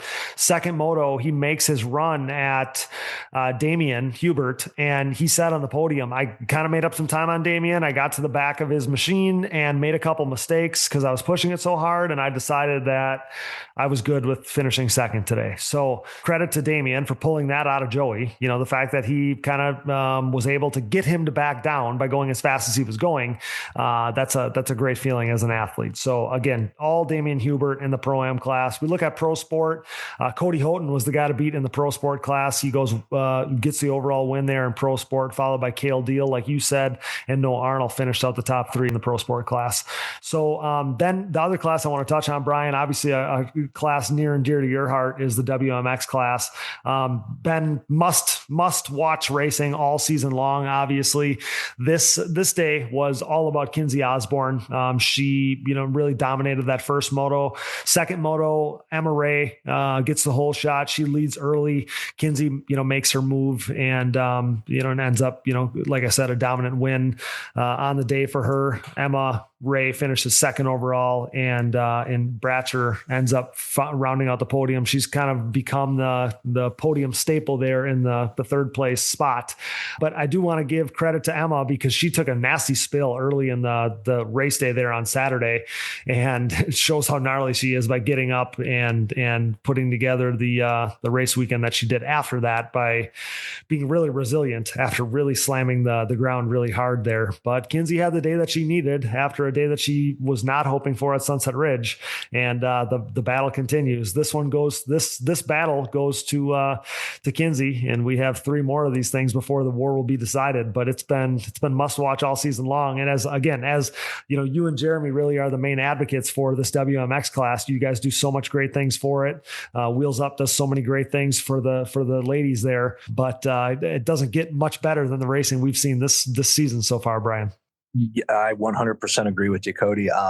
And I do want to touch on what you said. Emma took a very hard spill. I'm sure that you've probably seen the clip that was floating around. I happened to talk to the Shimones. I stopped over because Braden was racing, and they showed me the clip that they had. And because I had asked like who all was involved and what happened. And that was when I noticed Emma hit, and she hit in the worst spot possible. It's crazy. Like, she wasn't even involved in the banging and the tangle up that was happening in front of her. And she found a line up the inside to make all the passes without being touched. But somebody at the last second got kind of like into somebody else, and it pushed them out into her line, and it caught her rear wheel. And she got tossed into that mechanics area where it's dug out like the side of that wall. Mm-hmm. And she hit that, and her quad somehow performed a front flip and went flying. And she had a very hard hit. Obviously, I'm involved with the WMX and the hole shots. So I got to talk to her later to get a picture with her with the check and everything. And, had a brief conversation. And my take on, after talking to her and seeing the clip, is it's very fortunate for her to take away a second that she did after what happened, because her bell, she got rung pretty well. Yeah. You could see it in her mannerisms, like she was a little bit unstable. So I'm pretty sure she got a pretty good concussion and took a really hard hit. So I'm just thankful that she walked away from that one and lives to race another day, so to speak, for the title. Mm-hmm. But she definitely took a hard hit. And Kinsey, there's no taking it away from her. She's so good in Moto 1. I don't know what the difference is, if she's just more relaxed and doesn't feel the pressure or what it is, but she grabs the whole shot and just slowly rides away from the field, it looks like. Mm-hmm. Moto 2, for some reason, I don't know what's going on there, if she's trying too hard or if she starts thinking about it, but she seems to ride tense Little tighter. Yep. Little tighter. It makes her ride a little bit different, uncharacteristically of her normal self, that second moto. So this day, though, she had the line, she had the laps, and she was able to put it together. And like you said, it was her day. She definitely rode away with it. She earned that. The rest of the field, it was really interesting. There was a lot of racing going on. There was a lot of battles that went on throughout the field. And it came down to some of the jumps. Some of the girls were jumping some things that other ones weren't. And so I think that played a part in it. And Shelby, and I think her name's Tegan. Yeah. They were solid, and they looked great out there. They just didn't have the starts to kind of, I guess Tegan had a little bit better start than Shelby and a few of the other girls that put them in a better position. But with the jumps that they were doing, it put them in a good position for their overall and their finish for the day. So great racing, and they've come a long way. And I'm happy to be a part of that and watch it, see it occur, because the girls are doing nothing but getting faster. So that's a huge positive. I'm glad you touched on that, because the whole class as a whole, like we talk about the pro class, the pro women essentially is what this class is. And the same thing is going on with them. The rest of the class is continuing to get faster and faster, especially with the front two and Tegan, pushing the limit in the speed at the front of this thing is only, it's like the tide lifting all boats kind of thing. And yeah, it's been really fun to see. So yeah, happy to see Shelby, honorable mention to her, finishing 4th overall. She's a person that we obviously cheer for. We've had her on the podcast, and she likes to shout out Digging Deep and stuff as well, which we appreciate so much. So she did really well on the weekend as well. But yeah, I think it's one of those things, Brian, this thing's going to come down to the wire. We're about even in the points at this point still.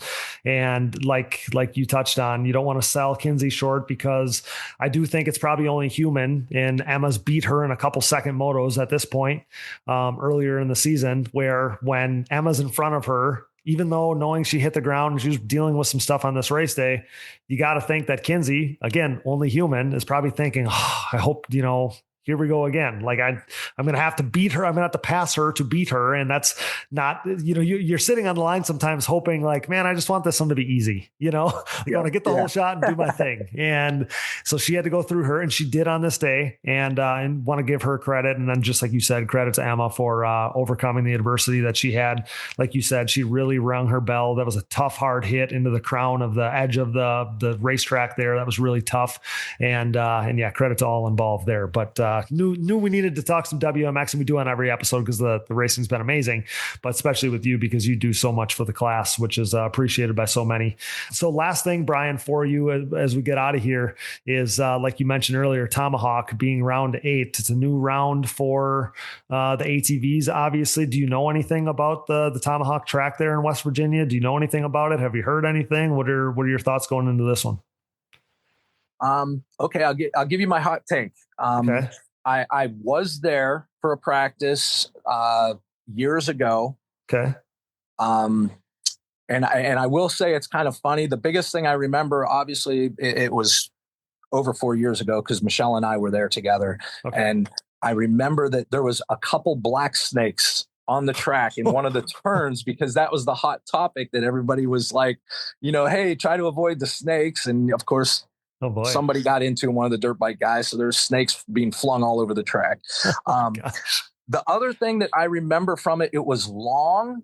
But if I remember correctly, there wasn't much in the way of obstacles or jumps. It was just a really long track that had a couple short and then like maybe one long tabletop. But I don't remember it being very technical as far as jumping or anything like that goes. It was more like I would call a GP track. Okay. It was a fun layout, but when I heard about them going to have a national, it brought into question for me. I thought, well, wow, I hope they, really changed some things up, because if we go there for a national event and it's kind of the same layout as far as the jumps go, I feel like people would possibly be disappointed. Okay. Well, fingers crossed that they maybe build this thing up a little bit, because Brian, some of the, like, remember like WPSA days, and we would go to some of these racetracks where like they weren't like that great of racetracks, but they would enhance them by cool little obstacles and different option lines and stuff like that. That was some of my favorite stuff. Like, I wish we did that more, where we built cool things into a racetrack that already existed. And, you know, maybe, like I said, fingers crossed, maybe we could have something like this on this racetrack. The other thing that I wanted to ask you about, because you've been there, is I had heard coming in now in this, and I kind of just mentioned WPSA, so we're kind of referencing that era now of back to mid to late 2000s.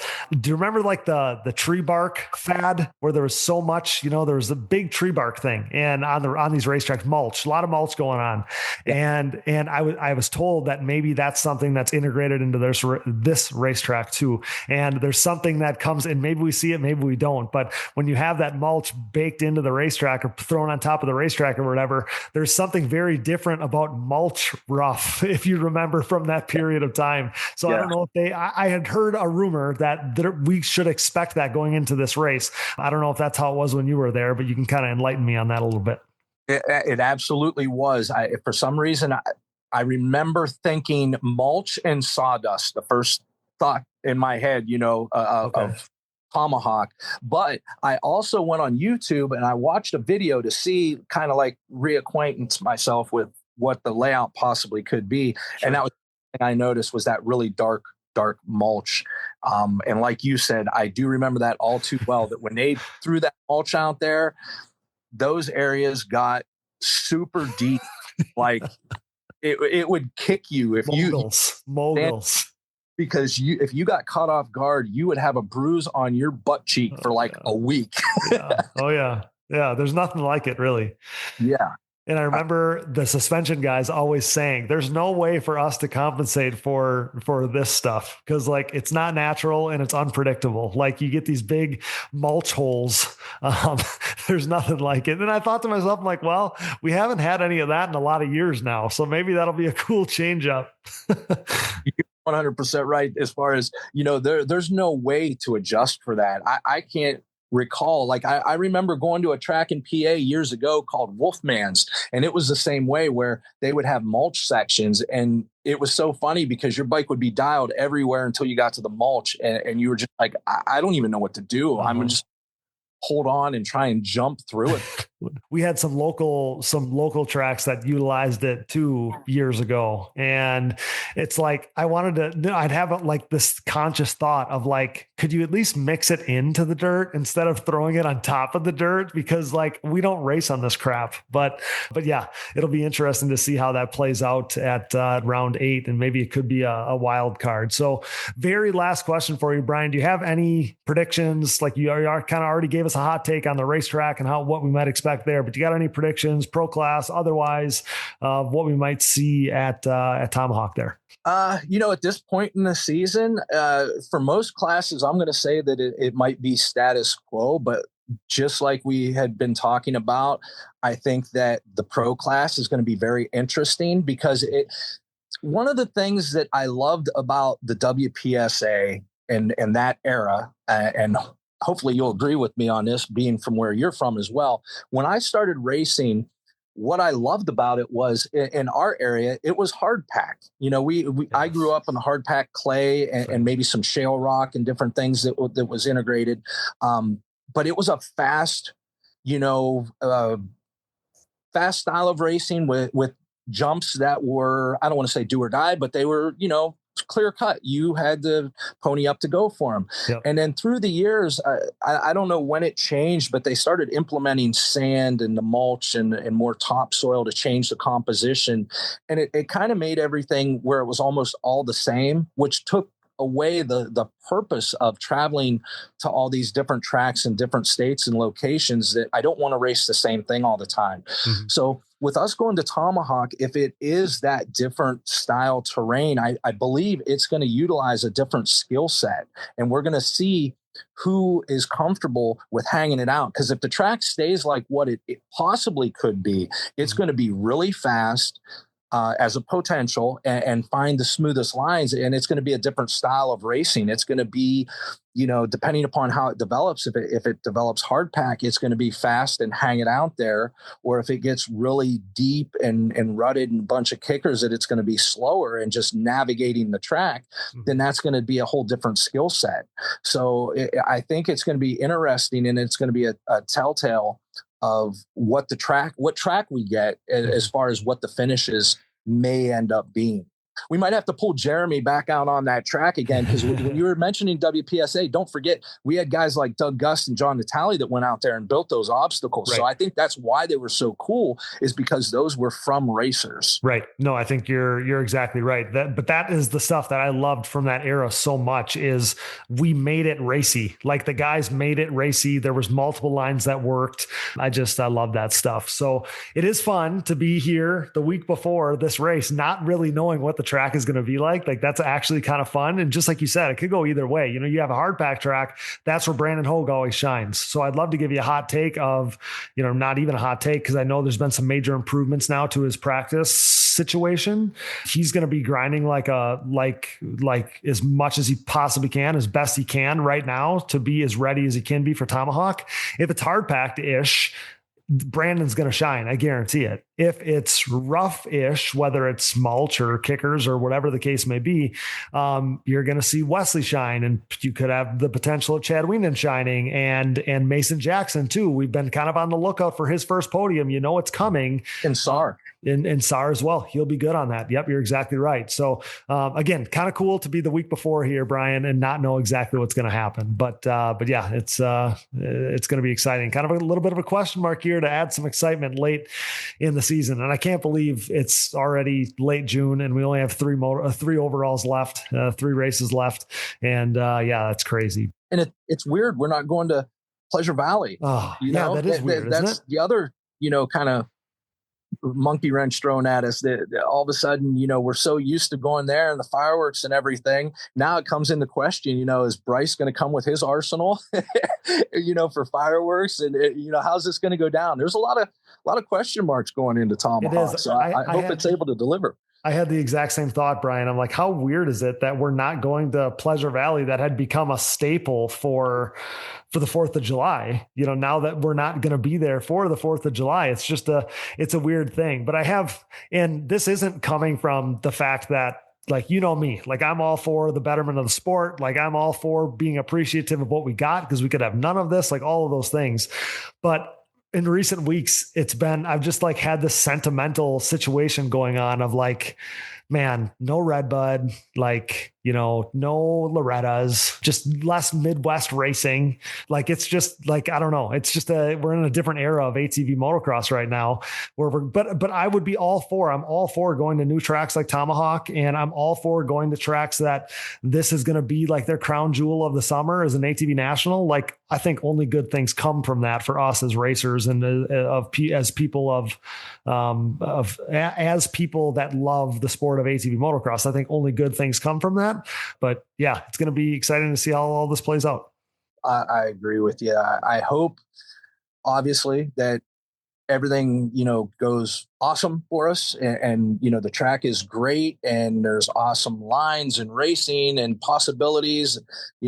I want it to be a positive for us. Like you said, the going to new tracks, that's always a plus. Yes. We got to give everybody a chance as long as they meet, certain standards, obviously. Yep. So I'm all for that. We'll give them a chance. Hopefully it's their time to shine. If it's not exactly what we want, hopefully it can be changed. Like you said, somebody can jump on something, go out there, make the changes necessary, because sometimes, you go to a track and you don't know what to expect and it ends up being awesome for you. Like it ends up being one of the best tracks you've ever ridden on, and one example of that for me was Monster Mountain.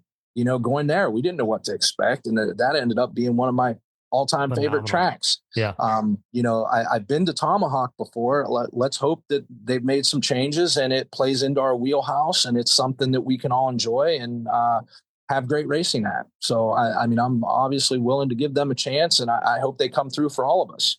No better way to end it than that, Brian, with some positivity and good vibes heading into the weekend ahead there at Tomahawk. But Brian, I can't thank you enough for doing this. Like I said, I always love having you on the show. The bench racing is amazing. You know, good bench racing will come from this too. When you go to Tomahawk there and people talking about your opinions and your takes and your thoughts on the races. So I love that as well. But yeah, man, I can't thank you enough for taking a break from your work in the garage to talk a little racing with me. And yeah, man, we'll see you next weekend.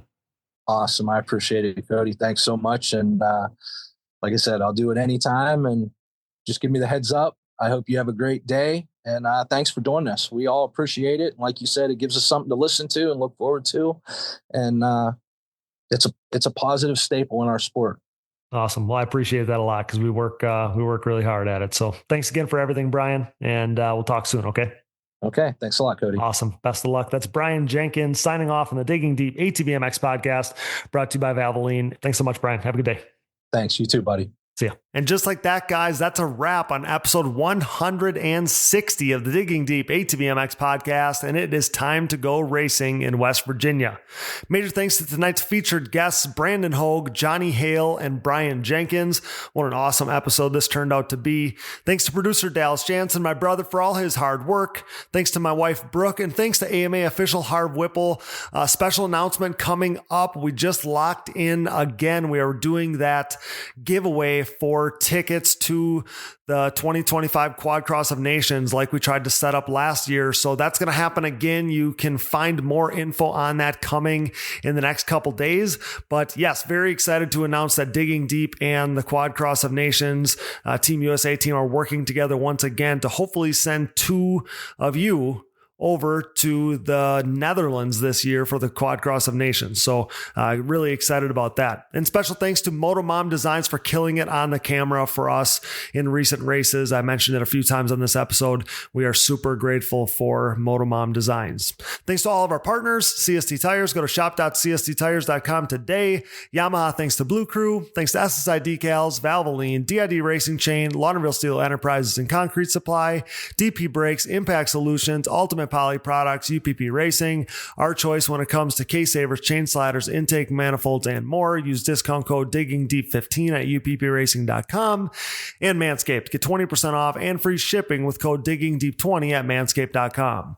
Support the brands that support our show, and don't forget to use those codes to save. Find it all on our website, and be sure to click that Rocky Mountain ATVMC banner for all your gear and parts needs and to help us out. And most of all, thanks to you guys for listening. Shop our Digging Deep merch at shop.diggingdeepatvmx.com. Find all things Digging Deep ATV fantasy related at atvfantasy.com, including our winners from round 7, who were Billy Cottage, our co-host from last week's episode, former AMA ATV pro Michael Allred, and yours truly. So pretty excited about that group of winners at Budds Creek. You can leave us a voicemail. We'll play it on the show, 920-569-3519. If you're looking for another easy way to help support us, visit our website and click the Patreon or Buy Me a Coffee buttons. This allows you to set up a one-time or monthly contribution to support our efforts.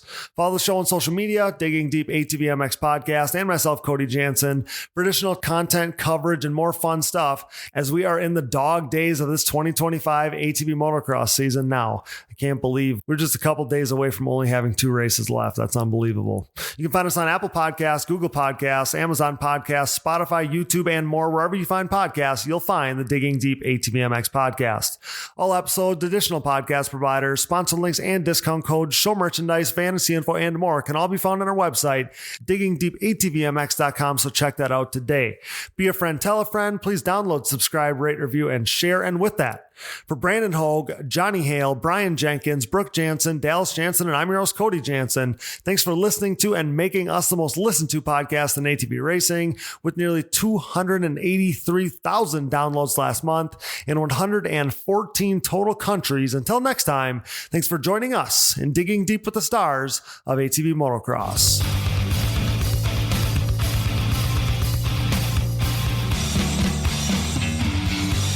Things are crashing and burning here at the Digging Deep podcast, much like the Titanic.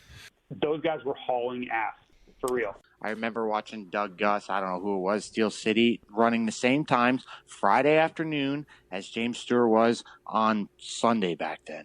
It was mental. I've never seen quads go that fast. Quad leaders are freaking gnarly.